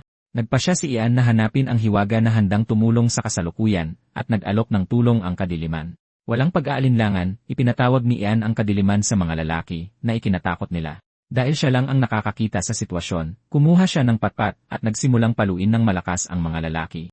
Habang sumisigaw ng tulong ang lalaki, biglang nakita ni Ian ang ilang lalaki na paparating sa di kalayuan, at napagtanto niyang tumawag ng backup ang lalaki. Di nagtagal ay nawala ang kadiliman, at sinigawan ni Ian ang masamang tao, tinatanong kung saan nila dinala si Lucy. Biglang, may kutsilyong lumipad malapit sa ulo ni Ian, na tumama sa tabla sa likod niya. Tumingin si Ian sa unahan at nakita ang isang grupo ng mga lalaking may matitigas na mukha na naglalakad papalapit sa kanya. Pinamumunuan ng isang nakakatakot na matandang lalaki na nagtatanong kung siya ba ang nagpatawag ng kadiliman na kanilang nasaksihan. Lumalabas na ang grupo ay ang kinatatakutang Santiago Knights. Buong kumpiyansang sumagot si Ian na siya ang nagpatawag sa kadiliman. Kahit na mukhang matapang si Ian, nararamdaman niya ang matinding uhaw sa dugo mula sa matanda. Agad itong ginamit ng masamang tao para sa kanyang kapakanan, nagmamakaawa sa mga knight na iligtas siya kay Ian. Sinasabi niyang tinangka siyang patayin ni Ian nang walang dahilan, at lalo lang itong ikinagalit ni Ian. Sinabi naman ng matanda na nagkaroon na ng saysay ang lahat na yung alam na niyang isa siyang mage. Tinanong siya ni Ian kung ano ang ibig niyang sabihin, at sumagot ang matanda na ganito gumawa ng mga bagay ang mga mage. Sinasabi ng matanda na ang mga mage ay mga nilalang na ginagawa ang anumang gusto nila. Nawala sa sarili si Ian nang marinig ito, dahil ayaw niyang maniwala na ganoon kasama ang imahe ng mga mage sa isip ng lalaki. Sinigawan ni Ian ang matanda, sinasabing tigilan na niya ang pagsasalita ng basura. Binanggit ni Ian na ang masamang tao ang unang umatake sa kanya, at wala siyang nakikitang dahilan para bugbugin ang isang tao nang walang dahilan. Bago pa man malaman ni Ian, napagtanto niyang nagalit na siya sa grupo, at nag-aalala siya dahil manganganib siya kung magsisimulang iwagayway ng matanda ang kanyang espada. Nakakagulat na sinabi ng matanda kay Ian na mukha siyang isang bihasang mage dahil sa paraan ng kanyang pagsasalita. Sa madaling salita, ang pagkakaroon ng masamang bibig sa mundong ito ay patunay ng mataas na kasanayan. Sumingit naman ang isa sa mga knight, sinasabing maaaring magaling si Ian, ngunit hindi ibig sabihin nito na dapat siyang gumamit ng masamang mahika. Tinanong siya ni Ian kung ano ang ibig sabihin ng masamang mahika, at sumagot siya na ang pagtatakip sa paligid ng kadiliman ay masama dahil nangangahulugan ito ng pagtatago mula sa araw, ang mata ng kalangitan. Sinasabi ng lalaki na ang pagtatago sa kadiliman ay isang kasuklam-suklam na gawain. Nagulat si Ian na marinig na sinasabi nilang kasuklam-suklam ang kadiliman dahil tinatanggihan nito ang araw. Agad na napagtanto ni Ian na sila ay mga mananampalataya ng Heavenly God Church dahil sa paraan ng kanilang pagsasalita. Nagpasya si Ian na turuan sila, tinatanong kung hindi ba kaloob ng langit na maaaring magkasama ang araw at gabi. Tinanong niya sila kung bakit may kadiliman kung ang Diyos ay nananahan lamang sa liwanag. Sa sandaling marinig nila ito, sila ay napipi. At patuloy na sinisigawan sila ni Ian na hindi niya nilikha ang kadiliman dahil umiiral na ito, dahil gusto ng Diyos na umiral ito. Dahil sa tindi ng galit ni Ian, halos ikamatay ng malaking lalaking nagtatanong sa kanya ng mga hangal na tanong ang sigaw niya. Dahil dito, nagtipon-tipon ang mga knight para pag-usapan ang sinabi ni Ian. Matapos ang mahabang pag-uusap, sa wakas ay sumang-ayon sila kay Ian, na sinasabing kung walang pahintulot ng Diyos, walang sinuman ang posibleng makapagpalabas ng kadiliman sa ilalim ng araw.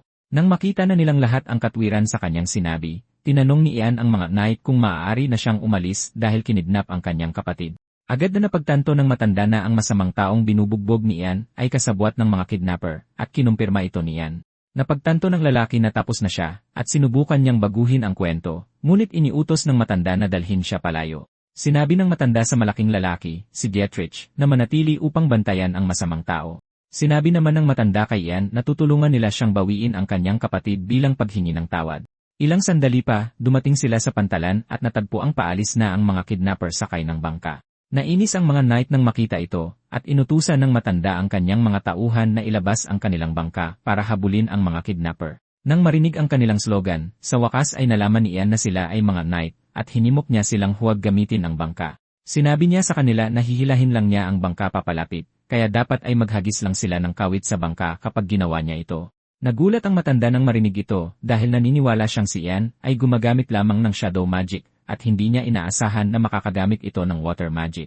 Inihayag ni Ian na natapos na niya ang beginner level sa iba't ibang paaralan ng mahika, at nagulat ang matanda na marinig ito dahil ang mga mage na natagpuan niya sa larangan ng digmaan ay isang uri lang ng mahika ang kayang gamitin. Dagdag pa rito, hindi niya inaasahan na makakapag-cast ng spell si Ian dahil sinasabi niyang beginner level pa lang ang kanyang na-master. Pagkatapos ay kumilos na si Ian, at tinawag niya ang ilog upang sundin ang kanyang utos. Sinunod ng ilog ang kanyang salita, at isang malaking ipo-ipo ang tumama sa tubig, na ikinagulat ng mga knight dahil nagpapakita si Ian ng mahika na higit pa sa water magic na ginagamit sa larangan ng digmaan. Bago pa man malaman ng mga kidnapper ang nangyayari, bumaliktad ang agos ng tubig at sinimulan silang ibalik sa pantalan. Sa huli, nahuli ang mga kidnapper at nailigtas si Lucy. Tumakbo si Lucy sa mga braso ni Ian habang isinisigaw ang kanyang pangalan na may luha sa kanyang mga mata. Hindi alam ni Ian kung paano siya magre-react dito hanggang sa pagalitan siya ng matanda na ipinaalala sa kanya na ang kanyang kapatid ay kasalukuyang umiiyak sa kanyang mga braso. Pagkatapos ay hinaplos ni Ian si Lucy, sinasabing naiintindihan niyang dumaan ito sa ilang mahihirap na panahon.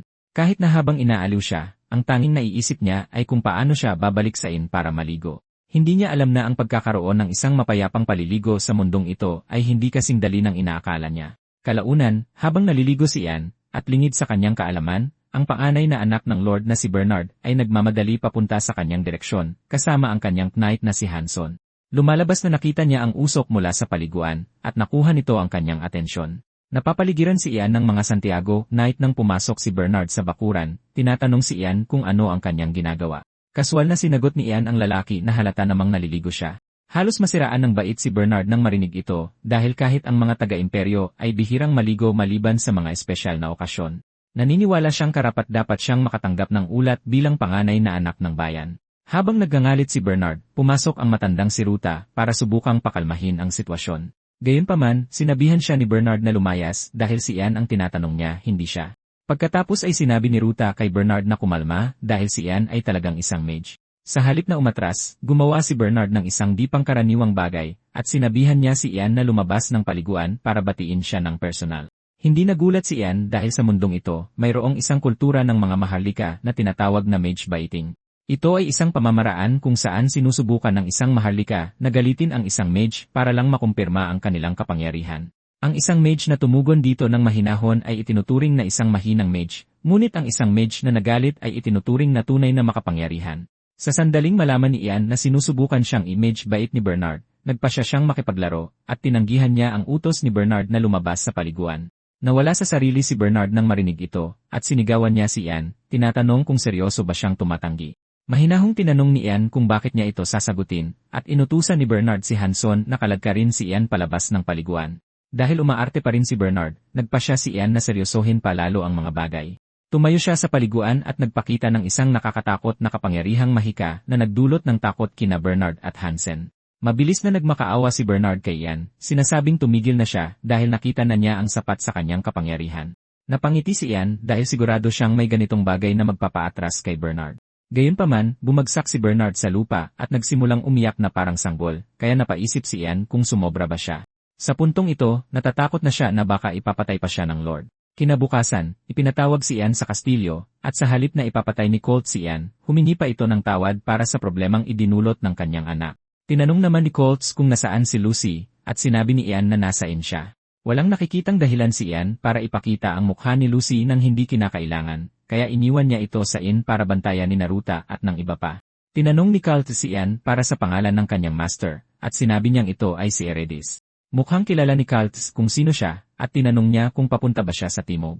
Kinumpirma ito ni Ian, sinasabing dito matatagpuan ang Magic University. Nagulat si Colt na marinig na hindi siya nagtungo sa Duchy ng Palgar o sa Duchy ng Rockland. Tinanong siya ni Ian kung ano ang ibig niyang sabihin, at sumagot siya na naging tensyonado ang mga bagay-bagay kamakailan. Lumalabas na tinatarget ng Duchy ng Palgar ang Rockland, na nangangahulugang maaaring magkaroon ng digmaan. Tinanong ni Colt si Ian kung papunta rin ba siya sa timog, ngunit sinabi ni Ian na papunta siya sa silangan para maghanap ng mga misteryo. Dahil ganito ang kaso, nag-alok ang lalaki na bigyan si Ian ng regalo. Nagulat si Ian at iniisip niya kung ano kaya ang regalo. Ilang sandali pa, isang malaking bowl ang dinala, at tinanong ni Ian si Colt kung ano ang nasa loob nito. Sinabi niyang buksan ito at binuksan ni Ian ang kahon para tingnan. Namangha si Ian nang buksan niya ang kahon at matuklasan na ito ay isang staff. Binanggit ni Colt na ito ay isang staff na dating ginamit ng isang Aeromancer, at tinatawag itong Windwalker. Humanga si Ian sa pangalan, at kinuha niya ang staff para tingnan. Ang staff na may pulang orb sa gitna ng arko ay mukhang cool sa mga kamay ni Ian, at kinumpirma ito ni Colt. Napangiti si Ian dahil ang sitwasyon ay parang nakakuha lang siya ng starter item ng isang mage. Sinabi ni Colt kay Ian na ito ay isang pagpapahayag ng kanyang pasasalamat sa pagpapatawad sa kabastusan ng kanyang anak. Tinanong niya si Ian kung gusto niya ito, at tiniyak ni Ian na pinasalamatan ang lalaki para sa staff. Pagbalik ni Ian sa inn, sinalubong siya ng isa pang kaso ng emergency ayon kay Lucy. Dinala ni Ruta si Ian sa isang hawla ng ibon kung saan may nakakulong na uwak. Ipinaliwanag niya na nahuli ng isang mangangaso ang uwak noong umagang iyon at kakainin na sana, ngunit pinigilan ni Lucy ang mangangaso. Binanggit ni Lucy na iniligtas niya ang uwak dahil ang apelyido ni Ian ay Raven. At dahil magkamag-anak ang mga uwak at Raven, sa tingin niya ay magiging cool ito. Sigurado siyang magugustuhan ni Ian ang regalo, ngunit sinira ni Ian ang kanyang puso, sinasabihan ang mga ngaso na ituloy at kainin ang uwak habang humihingi ng tawad sa abalang idinulot ni Lucy.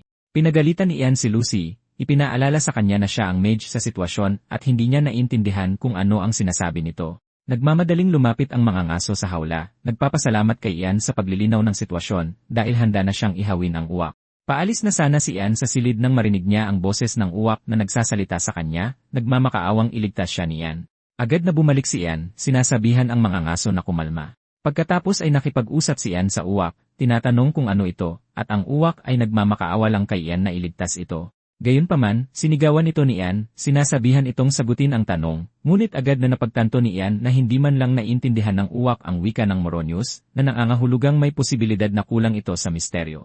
Ang tanging paulit-ulit na sinasabi ng uwak ay magmakaawa kay Ian na huwag itong saktan, at napilitan si Ian na sabihan itong tumahimik, habang tinitiyak dito na tutulungan niya ito. Patuloy na sumisigaw ng tulong ang uwak, na nagtulak kay Ian na sigawan ito.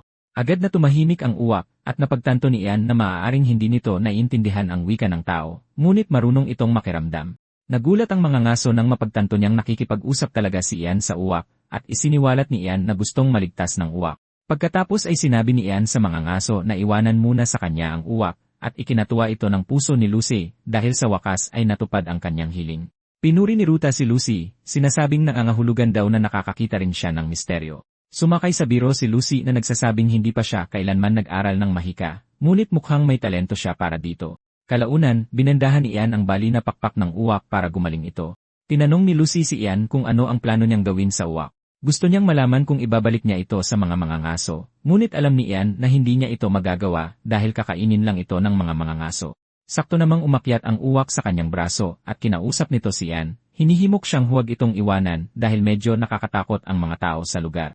Nang makitang balisa ang uwak, inilagay ito ni Ian sa kanyang balikat. Tinanong ni Lucy si Ian kung kasalukuyan siyang nakikipag-usap sa uwak at sinabi niyang, ngunit gusto niyang maniwala na pansamantala lang ito hanggang sa tuluyang gumaling ang uwak. Nagliwanag ang mukha ni Lucy at sinabing kailangan nilang bigyan ng pangalan ang uwak. Agad niyang iminungkahi na pangalanan itong Obsidian dahil may maganda itong itim na mga mata. Gayunpaman, sinabi ni Ian na masyadong mahaba ito kaya iminungkahi niyang paikliin ito sa Oberon. Mukhang nagustuhan ng uwak ang pangalan habang ibinubukan nito ang mga pakpak sa balikat ni Ian at nagulat si Ian na nagustuhan talaga nito ang pangalan. Sakto namang sinabi ni Lucy kay Ian ang kanyang iniisip. Iminungkahi niyang maglakbay sila kasama si Ruta at ang iba pang mga kabalyero. Naniniwala si Lucy na mas mabuti ito kaysa maglakbay mag-isa. At napagtanto ni Ian na isa itong magandang mungkahi dahil hindi sila basta-basta atakihin ng mga bandido. Gayunpaman, magiging problema kung hindi sila pareho ng pupuntahan. Iniisip ito ni Ian nang pumasok si Ruta sa silid, tinatanong si Ian kung ano ang kanyang iniisip. Ipinaalam ni Ruta kay Ian na maaaring isa siyang salamangkero, ngunit ang paglalakbay mag-isa kasama ang isang babae ay medyo mapanganib. Iminungkahi ni Ruta na gumawa sila ng kasunduan at isiniwalat na kasalukuyan silang papunta upang hulihin ang isang halimaw na lumitaw sa teritoryo ni Baron Katina. Tinanong siya ni Ian tungkol sa halimaw at binanggit niyang isa itong manticore. Ang manticore ay isang kilalang halimaw dahil sa kalupitan nito at kasiyahan sa pagpatay. Tinanong ni Ian si Ruta kung iminumungkahi ba niyang sabay nilang hulihin ang manticore, ngunit umiling si Ruta, sinabing ayaw niyang mapahamak si Ian. Gayunpaman, kung handa siyang tumulong, hindi nila siya pipigilan. Nag-isip muna si Ian ng isang minuto at sinabi kay Ruta na hindi siya interesado, ngunit hinawakan siya ni Ruta, hinihimok na pakinggan muna siya. Sinabi ni Ruta na hindi pangangaso ang kailangan nila sa kanya, at isiniwalat niya na sila ay isang Knight Order na binuo ng isang monastic group ng Heavenly God Church. Nang magplano silang pumunta at hulihin ang manticore, pilit na humingi ng tulong ang mga pari sa teritoryo ng Count mula sa isang salamangkero. Nahulaan ni Ruta na nasaktan ang mga ito, at gusto nilang ayusin ni Ian ang gusot sa salamangkero. Sa madaling salita, mas may bigat ang sasabihin ng isang salamangkero kaysa sa sasabihin ng isang kabalyero. Pinag-isipan ito ni Ian at napagtanto na hindi naman ito masamang kasunduan. At kung pakakalmahin lang niya ang nagtatampong salamangkero, magkakaroon sila ng escort na kabalyero. Pumayag si Ian sa kasunduan, at sa isang iglap, nagsimula na sa paglalakbay ang grupo. Naging komportable para kay Ian ang paglalakbay kasama ang Knight Order dahil lahat ng miyembro nito ay mabubuting tao. Walang kahit anong stress, pero may isang bagay na dapat ireklamo. Sa bawat pagkakataon, palagi siyang niyaya ng mga kabalyero na pag-aralan ang mga banal na kasulatan kasama nila. Laging tumatanggi si Ian, ngunit napakakulit nila. Sinabi ni Ruta kay Ian na kung maririnig niya ang boses ng Diyos, maaari siyang maging isang cleric ng order. Ang isang cleric ay karaniwang isang church mage na gumagamit ng divine mystery. Interesado si Ian dito dahil kung magkakaroon siya ng pagkakataong makausap ang Diyos, maaari niyang itanong kung bakit siya na-reincarnate at tungkol sa status window. Dahil dito, sa wakas ay nagpasya siyang sumali sa pag-aaral ng kasulatan, at natuwa ang mga kabalyero na sa wakas ay nagbago na ang kanyang isip. Seryoso si Ian sa mga kasulatan nang bigla siyang makarinig ng boses na hindi tao sa kanyang isip, at lahat ng pahiwatig ay tumutukoy sa kabanalan. Sinigawan ni Ian ang boses, tinatanong kung siya ba ang Diyos, at tinukso siya ng boses, sinasabing maaaring nasa tamang landas siya. Pagkatapos ay nagsimulang magtanong si Ian tulad ng, bakit siya ni-reincarnate ng Diyos sa mundong iyon, o bakit mayroon pang status window? Sumigaw si Ian ng buong lakas, ngunit hindi siya pinansin. Halos masiraan ng bait si Ian nang mapagtanto niyang na sin zone lang siya, ngunit patuloy siyang sumisigaw, hinihiling na bumalik sa kanya ang Diyos. Napilitan ang mga kabalyero na pigilan siya upang subukang pakalmahin siya. Pagkatapos ng insidenteng ito, umupo si Ian kasama ang Biblia upang mag-aral na para bang nakasalalay dito ang kanyang buhay para muli niyang makausap ang Diyos. Maging ang mga kabalyero na nagpakilala sa kanya sa mga kasulatan ay napaisip kung nagkamali ba sila sa puntong ito. Sa huli, nakakuha si Ian ng bagong kasanayan, ang banal na mahika. Nagbibigay daan ito sa kanya na makipag-usap sa pinuno ng mundong iyon, na karaniwang ang Diyos ng mundong iyon. Gayunpaman, agad na pinagsisihan ni Ian ang kanyang debosyon, dahil nagsimula siyang makatanggap ng mga notification sa screen, hinihimok siyang pag-aralan pa ng mas mabuti ang Biblia. Ipinaalam sa kanya na habang mas marami siyang pinag-aralan, mas magiging masaya ang Diyos. Napakakaba ng mga titulo ng banal na nilalang kaya halatang halata na pinupuri pa ng sistema ang banal na nilalang. Naisip ni Ian kung inilaglag ba siya sa mundong ito ng banal na nilalang para lang pagtawanan.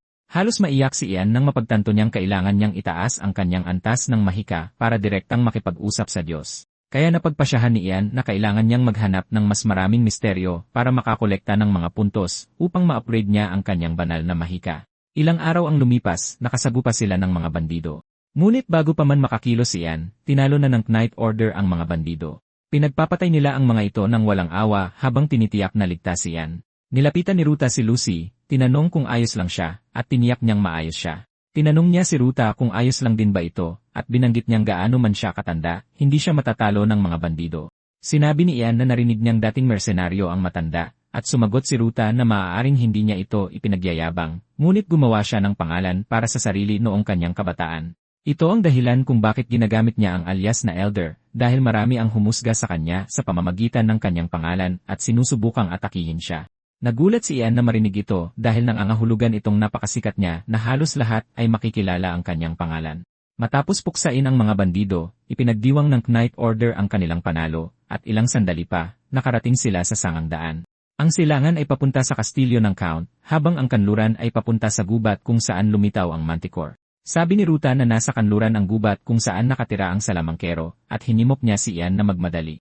Ngunit, hinimok siya ni Ian na kumalma. Humarap siya kay Lucy, sinasabing dapat muna nilang puntahan ang salamangkero, at pagkatapos, pupunta sila sa lugar ni Katina.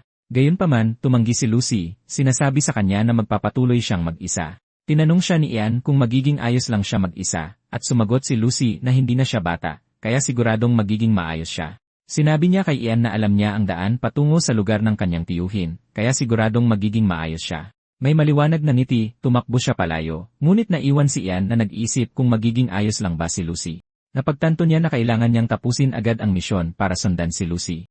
Nagulat si Ruta na alis si Lucy nang mag-isa, at tinanong niya si Ian tungkol dito. Sumagot si Ian na susunod din siya agad, at tinanong niya si Ruta kung malapit na ba nilang makikilala ang salamangkero. Sumagot si Ruta ngunit hinawakan si Ian at tinanong kung handa na ba ang kanyang isip. Tinanong siya ni Ian kung ano ang ibig niyang sabihin, at sinabi ni Ruta na mainitin ang ulo ng mga salamangkero. Dahil masama ang loob nila sa simbahan, hindi masasabi kung ano ang maaari nilang gawin, at tinanong siya ni Ian kung bakit kailangan niyang ayusin ang gulo ng simbahan. Sumagot si Ruta na kailangan nila dahil binabayaran sila ng simbahan, at sa wakas ay naintindihan ni Ian kung bakit lahat sila ay nakasuot ng magagandang baluti. Tinukso ni Ruta si Ian, sinasabing sigurado siyang patatawarin sila ng salamangkero dahil may magandang mukha si Ian. Medyo kinakabahan si Ian dahil ito ang unang pagkakataon na makakatagpo siya ng salamangkero maliban sa kanyang sarili, kaya napaisip siya kung magiging ayos lang ba. Samantala, ang salamangkero na si Manny Campbell, na isang batonomancer, ay naghihintay na sa kanila kasama ang kanyang kakatwang Nilaga. Habang papalapit si Ruta at ang kanyang mga tauhan sa bahay ni Manny, ipinaliwanag ni Ruta ang kapangyarihan nito kay Ian. Sinabi ni Ruta kay Ian na kayang manipulahin ni Manny ang mga halaman, at kaya rin niyang gumawa ng nakakatakot na mabisang gamot mula sa mga laso ng halaman. Gayunpaman, kailangan nila si Manny dahil nagluto siya ng isang malakas na lason para manghuli ng Manticore. Pagdating nila sa pasukan ng bahay, sinalubong sila ng mabahong amoy na halos ikasuka nila. Sakto namang lumabas si Manny para salubungin ang grupo, sinabing hinihintay na niya sila. Pinapasok niya sila sa bahay, at inihain sa kanila ang napakabahong nilagang manok na inihanda niya para sa kanila. Halos masuka ang mga kabalyero habang tinitingnan ang nilaga sa loob ng plato sa kanilang mga kamay. Pinagalitan ni Ruta si Manny, sinabing hindi na niya kailangang patunayan ang kanyang kapangyarihan sa ganoong kasuklam-suklam na paraan. Nangatwiran si Manny na ang ginawa lang niya ay maghain sa kanyang mga bisita ng isang pambihirang ulam na gawa sa mga pananim na maingat niyang pinalaki. Sinabi ni Manny sa kanila na malaya silang umalis kung hindi sila kanyang mga bisita, ngunit alam ni Ruta at ng mga kabalyero na wala silang pagpipilian. Nang makitang halos mabulunan na ang mga kabalyero sa amoy pa lang ng ulam, napaisip si Manny kung sumobra ba siya. Nakakagulat na may isang tao sa kanilang lahat na kumakain na parang walang mali, at ito ay walang iba kundi si Ian. Kahit si Manny ay hindi makapaniwala sa kanyang mga mata, dahil halos nilalamon ni Ian ang isang sabaw na punong-puno ng bawang. Napilitan si Manny na lapitan si Ian para tanungin kung ayos lang siya, at simpleng sumagot si Ian na masarap ang putahe. Halos himatayin si Manny sa gulat nang marinig ito, dahil hindi naman niya inihanda ang pagkain para maging masarap. Kinumpirma ito ni Ian, sinasabing mas pinapasarap pa ito ng bawang. At sa harap mismo ng lahat, kinain niya ang isang buong ulo ng bawang. Napilitang hawakan ni Manny si Ian, sinasabihan siyang itigil ang anumang ginagawa niya. Binanggit ni Manny na 40 taon na siyang herbalist, pero ngayon lang siya nakakita ng isang taong kasing kakatwa ni Ian. Tinanong siya ni Manny kung ano ang pangalan niya, at sumagot si Ian na ito ay Ian Eredis Raven. Sa sandaling marinig ni Manny ang kanyang pangalan, napagtanto niyang si Ian ay apprentice ni Eredis. Agad na humingi ng paumanhin si Manny sa pagiging malikot, at bilang paghingi ng tawad, pumasok siya sa kusina para magluto ng mas presentableng pagkain. Mukhang napakasarap ng pagkain, at habang tuwang-tuwa ang mga kabalyero dito, ipinagluluksa ni Ian ang masamang chicken stew na kinuha sa kanya. Habang kumakain sila, tinanong sila ni Manny kung totoo bang nanghuhuli sila ng manticore, at kinumpirma ito ni Ruta. Ipinaalam sa kanya ni Manny na hindi ito magiging madali dahil si Count Katina mismo ang nag-ayos para sa mga monster hunter na hulihin ang manticore, ngunit lahat sila ay naubos. Tiniyak ni Ruta kay Manny na handa siya sa mga ganitong sitwasyon, at tinanong siya ni Manny kung nakahuli na ba siya ng manticore. Sumagot si Ruta na ilang beses lang, at ito ay noong mas bata pa siya. Pagkatapos ay bumaling si Manny kay Ian, tinatanong kung nagawa na niya ito. Naguluhan si Ian dito, at sinabi sa kanya ni Manny na dapat isa siyang ganap na mage kung sinanay siya ni Eredis. Iminungkahi ni Manny na ipahiram niya ang kanyang karunungan sa mga kabalyero tungkol sa kung ano ang dapat gawin ng isang mage. Sa madaling salita, dumarating ang isang sandali para sa bawat mage kung kailan kailangan nilang makipag-ugnayan sa mga tao anuman ang kanilang sariling kalooban. Sinabihan ni Eredis si Ian na hindi niya dapat baliwalain ang ganitong sandali. Alam ni Ian na hindi niya kailangang mag-abala para mahuli ang manticore, ngunit kung tatanggihan niya ang alok, maaaring kumalat ang masamang chismis sa pagtitipon ng mga mage. Ang pagtitipon ng mga mage ay isang organisasyong binuo ng mga mage na pinamumunuan ng Magic University upang matiyak ang tamang paggamit ng misteryo. Alam ni Ian na kung mangyayari ang isang bagay na tulad nito, wala siyang mukhang maihaharap sa kanyang master. Bukod pa rito, maaaring hindi siya makahingi ng tulong sa ibang mga mage kapag kailangan niya. Matapos tingnan kung paano mangyayari ang lahat, napagtanto ni Ian na wala siyang pagpipilian, at sinabi niya sa mga kabalyero na sasamahan niya sila. Kinabukasan, ang grupo ay pumasok sa kabubatan para sa misyon ng Manticore. Nararamdaman ni Ian ang isang kakaibang tensyon sa hangin at umaasa na lang na maayos si Lucy. Makalipas ang ilang sandali, sinigawan ni Oberon si Ian, sinasabing nahanap na niya ang Manticore. Tinanong ni Ruta si Ian kung ano ang problema, at sinabi sa kanya ni Ian na ipinaalam lang sa kanya ni Oberon ang direksyon na dapat nilang tahakin para matunton ang Manticore. Namangha si Ruta dito, at inamin niyang ito ay isang nakakabaliw na kakayahan. Tila, sinanay ni Ian si Oberon sa pagsasalita ng tao, habang nakaupo ito sa kanyang balikat. Nagawa niyang turuan si Oberon sa lalong madaling panahon salamat sa kanyang mga kasanayan sa mahika. Pagkatapos may mahalagang itinanong si Ian kay Ruta. Gusto niyang malaman kung kaya niyang kumbinsihin ang isang Manticore dahil isa rin itong halimaw. Walang sagot si Ruta dito, ngunit sumingit si Manny, sinasabing ang isang Manticore ay hindi ang uri ng nilalang na maaaring kausapin. Binuweltahan Ian si Manny, tinatanong kung ano ang alam niya tungkol sa summoning magic. Ipinagtanggol ni Manny ang sarili na nagsasabing alam niya kung ano ang isang misteryo. Pagkatapos ay sinabi ni Manny kay Ian na isusumbong niya pa siya kay Eredis kahit na magawa niyang kumbinsihin ang Manticore. Hindi makapaniwala si Ian na sa halip na purihin siya, isusumbong pa siya sa kanyang master.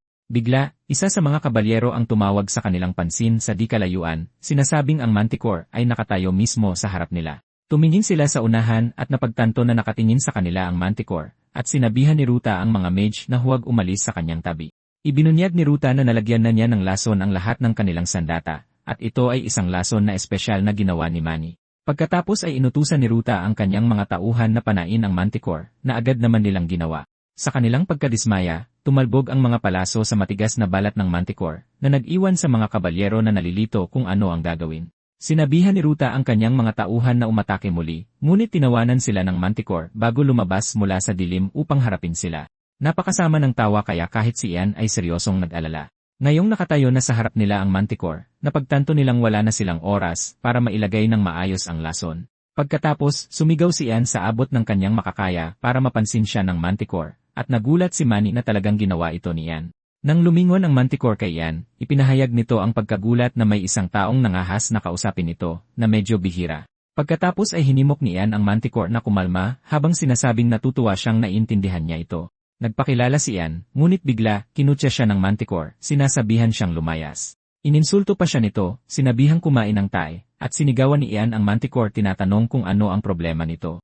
Nakakagulat na maganda ang naging reaksyon ng Manticore dito, sinasabing ito ang gusto nito. Tinanong nito si Ian kung ano ang gusto niya, at ipinaalam ni Ian na gusto niya ang balat ng ulo nito. Tumawa ng malakas ang Manticore, pinupuri si Ian sa pagiging tapat. Pagkatapos, hiniling ng Manticore kay Ian na makipagsanib puwersa dito para pabagsakin ang mga tao. Ipinakita ng Manticore kung gaano ito kasama habang pinag-uusapan kung gaano kasarap ang laman ng tao. Sa katunayan, sinabi nito kay Ian na makakakuha siya ng maraming gintong babae, at pagkatapos ni Ian sa mga babae, papatayin niya ang mga ito. Matapos marinig ang lahat ng nakakadiring bagay na sinabi ng Manticore, nasuka si Ian mismo sa harapan nito habang minumurahan ito at tinatawag na gago. Dahil hindi tatanggapin ni Ian ang alok nito, lumundag ang Manticore sa ibabaw niya sinasabing lilipulin niya ang lahat.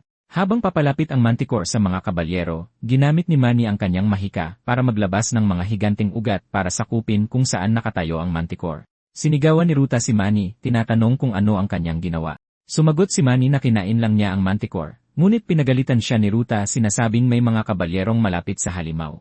Nakipagtalo si Manny kay Ruta, sinasabihan siyang gawin ang mga bagay sa paraang gusto niya kung gayon. Nagmamadaling pumunta si Ian at Ruta sa kabilang panig at natagpo ang sugatan ang mga kabalyero. Gayunpaman, nangyari na ang pinakamasama. Nanood si Ian sa takot habang nakikita niyang nakahandusay sa lupa si Dietrich, malubhang na sugatan. Humingi ng paumanhin si Dietrich kay Ruta dahil sa pagpayag na makatakas ang Manticore, ngunit inalo siya ni Ruta, sinasabing hindi niya ito kasalanan. Nakatayo si Ian doon sa takot, at sa unang pagkakataon, napagtanto niyang totoo ang kamatayan sa mundong ito. Gayunpaman, hindi niya akalain na ipagluluksa pa niya si Dietrich, at napagtanto niyang lahat ng nakita niya sa mga kwento ay naging isang malupit na katotohanan. Nagmamadaling hinawakan ni Ian ang mga kamay ni Dietrich, at ipinaalala sa kanya na minsan niyang sinabi na ang panalangin at pananampalataya ay magbubukas ng kalangitan. May mga luha ng kamatayan sa kanyang mga mata, kinumpirma ito ni Dietrich, at iminungkahi ni Ian na manalangin sila ng magkasama. Nagsimulang manalangin si Ian, at sinabi niya sa pinuno sa langit na si Dietrich ang kanilang pinakamalaking tagahanga. Tinanong niya kung wala ba silang gagawin dahil malapit nang mamatay si Dietrich. At pagkatapos, narinig ni Ian ang boses ng kalangitan, na nagsasabing kung iyon ang gusto niya, maaari nilang subukan. Namangha ang mga kabalyero habang nagsimulang magniningning ang mga kamay ni Ian, na isang tanda ng napakalaking banal na kapangyarihan. Bigla, natagpuan ni Dietrich ang sarili sa langit kasama ang Diyosa sa harap niya. Nabigla si Dietrich, at tinanggap siya ng Diyosa, sinasabing masaya siyang makita siya. Nanginginig sa gulat si Dietrich, at yumuko siya sa Diyosa sa pagkatantong nasa langit na siya. Pagkatapos ay sinabi sa kanya ng Diyosa na mayroon siyang dapat gawin. Nagtanong si Dietrich kung ano yon, at sinabi sa kanya ng Diyosa na dapat niyang palaganapin pa ang kanyang kalooban habang tinutulungan ang mahihina at binibigyan sila ng kaligayahan. Sa wakas, sinabi ng Diyosa kay Dietrich na dapat niyang tulungan ang kanyang apostol, si Ian. Matapos sabihin sa kanya ang kanyang hiling, pinaalis na siya nito, at iminulat ni Ian ang kanyang mga mata at nakita si Ruta at ang iba pa. Nabigla sila nang mabuhay muli si Dietrich, at buong pagmamalaking tumayo si Ian na tinatanong si Dietrich kung ano ang pakiramdam na bumalik mula sa mga patay. Bigla, hinawakan ni Dietrich si Ian na parang isang Diyos, pinupuri siya sa pagiging tulay sa pagitan niya at ng Diyosa upang iligtas siya. Hindi ito maitatanggi ni Ian, ngunit alam niyang nagamit lang niya ang banal na mahika dahil ipinahiram sa kanya ng Diyosa ng Heavenly God Church ang banal na kapangyarihan nito. Tinanong ni Ian si Dietrich kung paano niya ito nalaman dahil ang Diyosa ang nagsabi sa kanya na kailangan niya siyang iligtas dahil marami pa siyang dapat gawin. Nagulat si Dietrich dahil ito rin ang sinabi sa kanya ng Diyosa. Agad na yumuko si Dietrich kay Ian, tinatawag siyang apostol na ipinadala ng Diyosa. Hindi makapaniwala ang ibang mga kabalyero sa kanilang mga mata, at ipinapalagay nilang nawawala na sa sarili si Dietrich dahil imposibleng apostol si Ian. Makalipas ang ilang sandali, ipinahayag ni Manny ang kanyang pagkagulat na halos mamatay ang lahat, ngunit tila puno sila ng lakas. Pagkatapos ay iminungkahi ni Ruta na ipagpatuloy nila ang kanilang pangangaso sa Manticore, at lubos na sumang-ayon dito ang mga tauhan. Sinabi ni Ian kay Ruta na ipapadala niya si Oberon sa unahan upang mag-scout para sa kanila. Determinado si Ian na hulihin ang Manticore at talunin ito dahil sa ginawa nito. Samantala, nakapasok na sa bayan ng Manticore at nagdudulot ito ng kabuluhan. Isang matandang lalaki at ang kanyang anak ang nakikitang sinusubukang tumakas, ngunit nadulas ang matanda mula sa mga kamay ng kanyang anak. Bumagsak siya sa lupa, ngunit bago pa man makalingon ang kanyang anak para ilayo siya doon, nakalapit na sa kanila ang Manticore. Sa halip na tumakbo, kumuha ang anak ng tinidor at itinutok ito sa Manticore, sinasabing iwanan ang kanyang ama. Pagkatapos, ginulat ng Manticore ang lalaki sa pamamagitan ng pakikipag-usap sa kanya sa wika ng tao. Pagkatapos ay binigyan ng Manticore ng alok ang lalaki, sinasabihan siyang patayin ang kanyang ama, habang ipinapangakong ililigtas ang kanyang buhay at ang iba pang mga taga-bayan. Gayunpaman, sinigawan ito ng lalaki, sinasabing hindi siya papayag dito. Dahil umabot na sa ganito, sinabi ng Manticore na wala itong pagpipilian kundi patayin ang lalaki at ang lahat ng naroroon. Magkayakap ang mag-ama habang hinihintay ang kanilang kamatayan, pero biglang may isang palaso na lumipad mula sa malayo na tumusok sa mata ng Manticore. Sumigaw sa sakit ang Manticore, at nang tumingala ito, nakita nito si Ruta at ang mga kabalyero na sumusugod dito. Inutusan ni Ruta ang kanyang mga kabalyero na sugurin ang Manticore ng buong lakas, at nagsimula ang isang matinding labanan habang sinusubukan nilang patumbahin ang matigas na halimaw. Hindi na tinag ang Manticore sa kanilang presensya, at tinawag pa nitong mga insekto ang mga tao. Bigla, narinig ng Manticore ang boses ni Ian sa malayo na minumura ito habang pinapagalitan sa pag-aasal desperado. Sinigawan ng Manticore si Ian, sinabing tumahimik siya, pero inasar siya ni Ian, sinabing puro lang ito salita at walang gawa. Nainis dito ang Manticore, at nagsimula itong sumugod patungo sa kinaroroonan ni Ian. Pero sa sandaling umabot ito sa saklaw, pumasok si Manny. Ginamit niya ang kanyang mahika, nagpalabas ng mga bulaklak para hawakan ang binti ng Manticore, at pigilan ang mga galaw nito. Inutusan ni Ruta ang kanyang mga tauhan na gawin ang kanilang dapat gawin, at sabay-sabay nilang binuhusan ng likidong madaling magliyab ang Manticore mula sa lahat ng direksyon. Naniniwala pa rin ang Manticore na walang makakasakit sa kanya, pero napagtanto nito kung gaano ito kalagim-lagim nang gamitin ni Ian ang kanyang mahika ng apoy. Nasunog nito ang Manticore ng husto na naging abo na lang ito. Matapos talunin ang halimaw, nagtipon ang mga taga-bayan para pasalamatan ang mga kabalyero sa pagligtas sa kanila, at sumagot si Ruta na ginawa lang nila ang tama. Nang makitang nakatayo si Ian sa likod at walang pumapansin sa kanya, inasar siya ng uwak, tinanong kung seryoso bang naiiwan siya, pero sinabihan ni Ian si Oberon na tumahimik. Naisip ni Ian na natatakot ang mga tao dahil nasaksihan lang nilang gawing isang bolang apoy ang Manticore. Biglang lumitaw sa likod ni Ian ang mag-amang nailigtas, pinasalamatan siya sa pagliligtas sa kanila, at kabadong tinanggap ni Ian ang kanilang pasasalamat. Sa kalooban niya, hindi naman talaga niya ginawa iyon para sa pagkilala, pero ayos lang sa kanya. Lumapit si Ruta sa kanya, pinupuri siya sa pagiging kahanga-hanga dahil nahuli lang nila ang Manticore dahil sa kanya. Ayaw tanggapin ni Ian ang pasasalamat at sinabing ginawa lang niya ang sinabi ni Manny sa kanya. Gayunpaman, hinimok siya ni Ruta na ipagmalaki ang sarili dahil bihira makakita ng isang taong may pambihirang kakayahan na may mapagkumbabang pagkatao. Naniniwala si Ruta na ang isang tulad ni Ian ay maaaring maging isang dakilang tao na magpapahiya sa mga maharlika. Sakto namang may dumating na grupo ng mga kabalyero na nagtatanong kina Ruta at Ian kung sila ba ang tumalo sa Manticore. Kinumpirma ito ni Ruta at tinanong kung sino sila. Humingi ng paumanhin ang mga kabalyero sa huling pagpapakilala at sinabing sila ay mga kabalyero ng Kastilyo. Nagulat si Ian nang marinig ito at iminungkahi ng mga kabalyero na sumama sila sa Kastilyo dahil gusto silang makita ni Count Katina. Nang sa wakas ay makarating sila sa Kastilyo, sinalubong sila ni Katina ng masaganang pagkain habang pinupuri sila sa pagharap sa nakakatakot na halimaw. Biniro ni Katina si Ruta, sinasabing sana ay may mga kabalyero ang Kastilyo na tulad niya. Sinabi rin ni Katina kay Manny na makakasiguro siyang walang gagalaw sa kabubatan kung saan siya nakatira.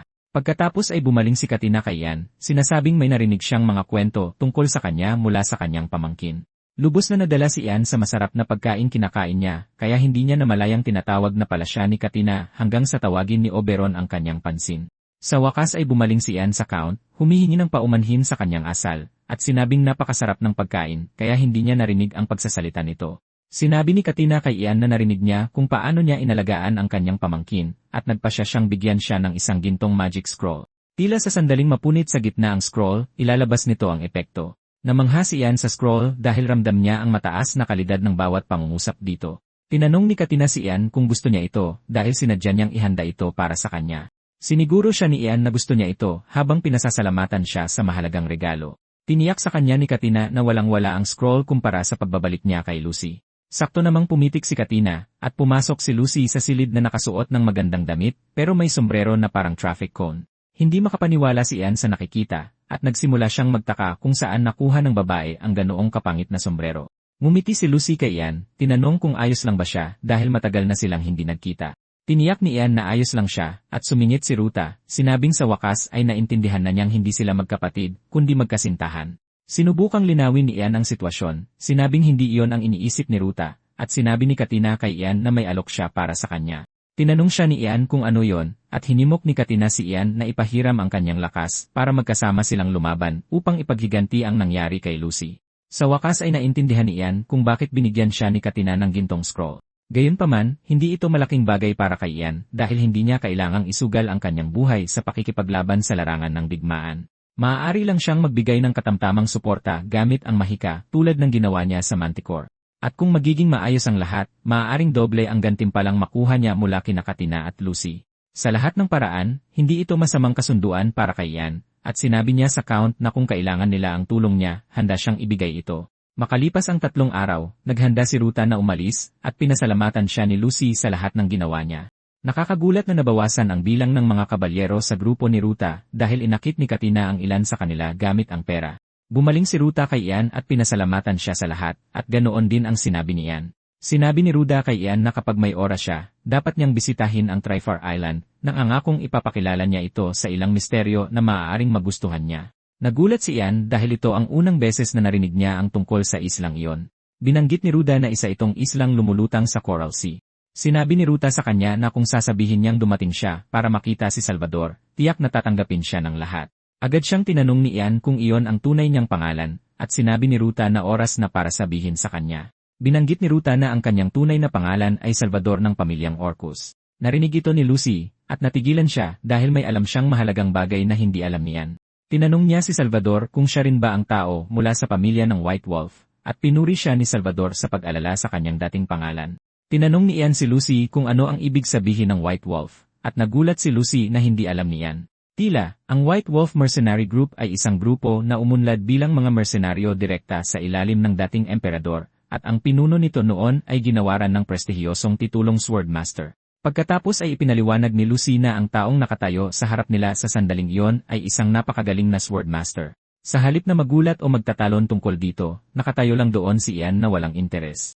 Maging si Lucy ay pinagalitan siya, sinabing magpakita man lang ng kaunting reaksyon dahil nasa harap siya ng isang alamat, pero walang pakialam si Ian, at hindi na nagulat si Salvador dahil alam niya kung anong klase ng tao si Ian. Nang malinaw na ang lahat, sinabi ni Salvador na oras na para siyang umalis, at sinabihan ni Manny si Ian na ikumusta siya kay Eredis. Mahigpit na hinawakan ni Dietrich si Ian dahil ayaw niyang umalis, pero ipinaalam ni Ian sa kanya na hindi ito paalam.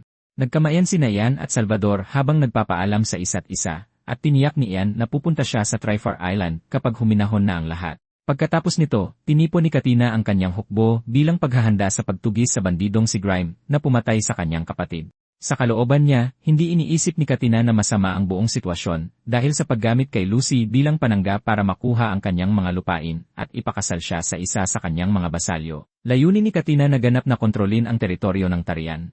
Habang nakatayo sa harap ng kanyang mga tauhan, binigyan sila ni Katina ng motibasyon. Sinasabi sa kanila kung paano niya planong hatulan si Grime, ang mga agaw. Sumigaw ang kanyang mga tauhan ng kanyang pangalan bilang pagsang-ayon, at dahil dito, malinaw na nasa panig ni Katina ang suporta ng kanyang mga tauhan.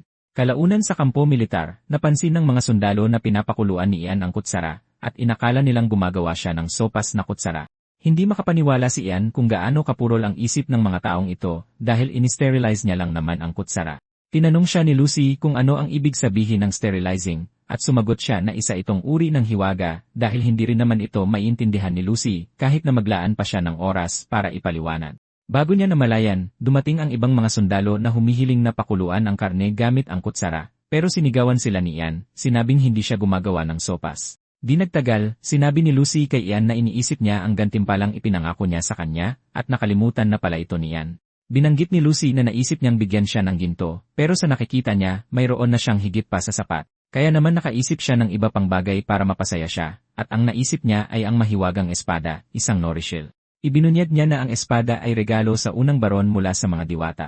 Ibinunyag niya na ayon sa kwento, umibig ang baron sa isang diwata, at sa paghawak ng espada, naging tagapagligtas siya ng kaharian ng mga diwata. Isinasalaysay ni Lucy ang kwento ng may matinding pananabik, ngunit hindi talaga humanga si Ian. Tinanong ni Ian si Lucy kung bakit hindi ginamit ng kanyang pamilya ang espada para maabot ang mas mataas na katanyagan sa halip na manatiling isang baroni. Pagkatapos ay ibinunyag ni Lucy na 400 taon na ang nakalipas, at tila isang Norshil ang nakalibing sa puntod ng unang baron. Nagulat si Ian nang marinig ito, at nagpatuloy si Lucy sa pagsasabing kailangan nilang hukayin ang puntod ng baron para makuha ito. Hindi makapaniwala si Ian na plano ni Lucy na hukayin ang isang bagay na isinara ng baron para lang ibigay sa iba. Namangha si Ian sa kawalan ng moralidad, at nang sa wakas ay magsalita siya, sinabi niya kay Lucy na mukhang napakahalaga ng espada, kaya mas mabuti kung gagamitin niya ito para sa kanyang pamilya. Sa katunayan, sinabi niya na mas mabuti kung ipagpatuloy na lang nilang gamitin ito para magyabang magpakailanman. Sumingit si Lucy at sinabing maaaring wala pa siyang nababawi, ngunit nakuha niya ang karapatang lumaban. At para dito, nagpapasalamat siya. Ito ang dahilan kung bakit handa niyang ibigay kay Ian ang mahalagang espada bilang tanda ng kanyang pasasalamat. Tumayo si Lucy sa galit, tinawag na tanga si Ian dahil hindi marunong makiramdam at nagmamadali siyang umalis. Naiwan si Ian na nag-iisip kung sumobra ba siya. At sakto namang dumating si Katina, sinasabi kay Ian na may pabor siyang hihilingin sa kanya. Kalaunan, may nakitang mga mersenaryo na nanginikil sa isang taga-nayon at bigla nilang nakita si Oberon sa isang sanga ng puno. Agad nitong ipinaalam sa kanila na nasa lugar si Ian, at bago pa nila malaman, inanunsyo ni Oberon ang pagdating ni Ian. Nagugulat pa rin sila sa isang nagsasalitang uwak nang lumitaw si Ian sa eksena na may pandidiri sa kanyang mukha. Lumalabas na nandoon si Ian dahil sa pabor na hiniling ni Katina sa kanya. Tila, sinabi ni Katina kay Ian na gusto niyang patigilin ang masasamang gawain ng mga mersenaryo sa bayan. Iminungkahi ni Ian na gamitin na lang ang mga kabalyero dahil mas magaling sila, pero sinabi ni Katina na hindi ito posible dahil kasamahan ng mga mersenaryo ang mga kabalyero. Madalas nilang tinatakpan ang kanilang mga krimen at nagbubulag-bulagan pa, at ginagawa ito para mapanatili ang moral ng mga mersenaryo. Sabi ni Katina, baka pinagbigyan niya muna ang kanilang pandarambong, pero nasa teritoryo sila ngayon ng kanyang pamangkin. Sinabi ni Katina kay Ian na kung bibigyan niya ng babala ang mga mersenaryo, dapat magsimula na silang mag-ingat sa kanilang mga kilos. Para tuparin ang hiling kaya hinanap ni Ian ang mga mersenaryo para pagsabihan sila. Sa pagkakita pa lang sa kanya, nanginginig na ang mga mersenaryo. Pinagbantaan niya silang tatapusin bilang parusa, pero nagmakaawa ang mga mersenaryo, sinasabing hindi na ito mauulit. Pagkatapos nito, naging napakabait ng mga mersenaryo na natatakot na silang lumabas dahil naniniwala silang papatayin sila ni Ian kapag nakita niya sila. Labis ang tuwa ni Katina at Lucy nang marinig ang balita, pero bigla may isa pang nangyari. Nalaman ni Katina mula sa kanyang kabalyero na para sa mga mangagaw, hindi nabanta ang kanilang hukbo. Nagulat si Ian nang marinig ito dahil mas malaki ang kanilang puwersa. At sumagot ang kabalyero na ito ay dahil ang kanilang hukbo ay walang anumang panganib. Ipinaliwanag niya na kung dinambong ng hukbo ang teritoryo, magrereklamo ang mga tao para pigilan ni Grime ang pagsalakay. Gayunpaman, dahil sa kanilang mapayapang pagmartsa, nagkaroon si Grime ng oras para tipunin ang kanyang mga puwersa. Bukod pa rito, dahil hindi makagalaw ang kanilang hukbo ayon sa gusto nila, bumagsak ng malaki ang kanilang moral. Napagtanto ni Ian na naging komplikado talaga ang sitwasyon, at tinanong ng kabalyero si Katina kung papayagan na niya ang pandarambong. Tumingin si Katina kay Ian, nagtatanong kung wala na bang paraan dito, at sumagot siya na baka mayroon pang paraan. Agad na nagmakaawa si Katina at Lucy kay Ian na sabihin sa kanila ang paraan. Kalaunan, nakita si Ian sa bahay ng isang magsasaka. Matapos maistorbo sa ingay ng uwak, lumabas ang magsasaka, at tinanong siya ni Ian kung siya ang may-ari ng bukid ng trigo. Mayabang na tinanong ng magsasaka si Ian kung sino siya, at ipinakilala siya ng mga mersenaryong nasa likod ni Ian sa lalaki. Agad na lumuhod ang lalaki, nagmamakaawang patawarin siya ni Ian dahil hindi niya alam na nasa harap siya ng isang sikat na tao. Sinabi ni Ian sa magsasaka na sira na ang trigo sa bukid, at tinanong siya ng magsasaka kung ano ang ibig niyang sabihin. Agad na umarte si Ian, isiniwalat na kumain na ng malalim ang kasamaan sa lupain.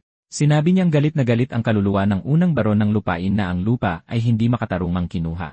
Habang gumagapang ang takot sa katawan ng magsasaka, tinanong niya si Ian kung ano ang dapat niyang gawin. Nagpatuloy si Ian sa pag-arte at sinabi sa magsasaka na dapat manahin ni Lucy ang trono ng kanyang mga ninuno para humupa ang galit ng mga Diyos. Matapos ihatid ang peking mensaheng ito na ginawa niyang napakatotoo, tumakbo si Ian sa ibang bukid para gawin din yon. Dahil dito, nagsimulang maniwala ang lahat na mapapahamak ang teritoryo dahil kay Grime. Bago pa man malaman ni Ian, nagsimulang kumalat ang chismis sa lahat ng dako, at nagsimulang magpakita ng kawalan ng tiwala ang mga tao kay Graham. Nagkaisa silang lahat para hilingin ang pag-akyat ni Lucy sa kapangyarihan para makatakas sa sakuna. Dahil sa chismis na ito, nagawa ng hukbo ng Count na itaas ang kanilang moral, at nagtungo sila sa lokasyon ni Grimes. Makalipas ang ilang panahon, may ilang mersenaryo na nagpakita para ipahayag ang kanilang pagkadismaya kay Katina, sinasabing wala silang pagnanais na tumayo sa isang marangal na larangan ng digmaan. Tinanong sila ni Katina kung ano ang ibig nilang sabihin, at sinabi nila sa kanya na nagkakalat si Ian ng tsismis na isinumpa ang bayan. Natatakot sila na nag-aanyaya si Ian ng sumpa sa kanila, at kung mananatili sila sa paligid ng isang salamangkero tulad ni Ian, masisira ang kanilang karangalan.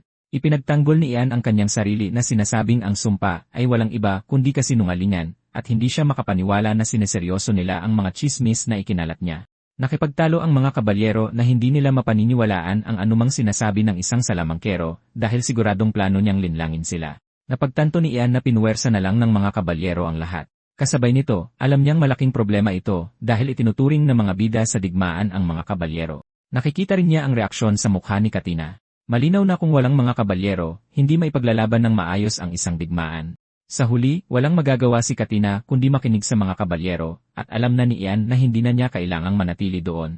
Nagsalita si Ian, sinasabi kay Katina na hindi niya kailangang mag-alala sa kanya, at kung ang kanyang presensya ay nagdudulot ng gulo, aalis na lang siya. Habang lumalabas siya ng tolda, nag-iwan siya ng babala, sinasabi sa Count na huwag nang isiping humingi ng tulong sa kanya sa hinaharap anuman ang mangyari.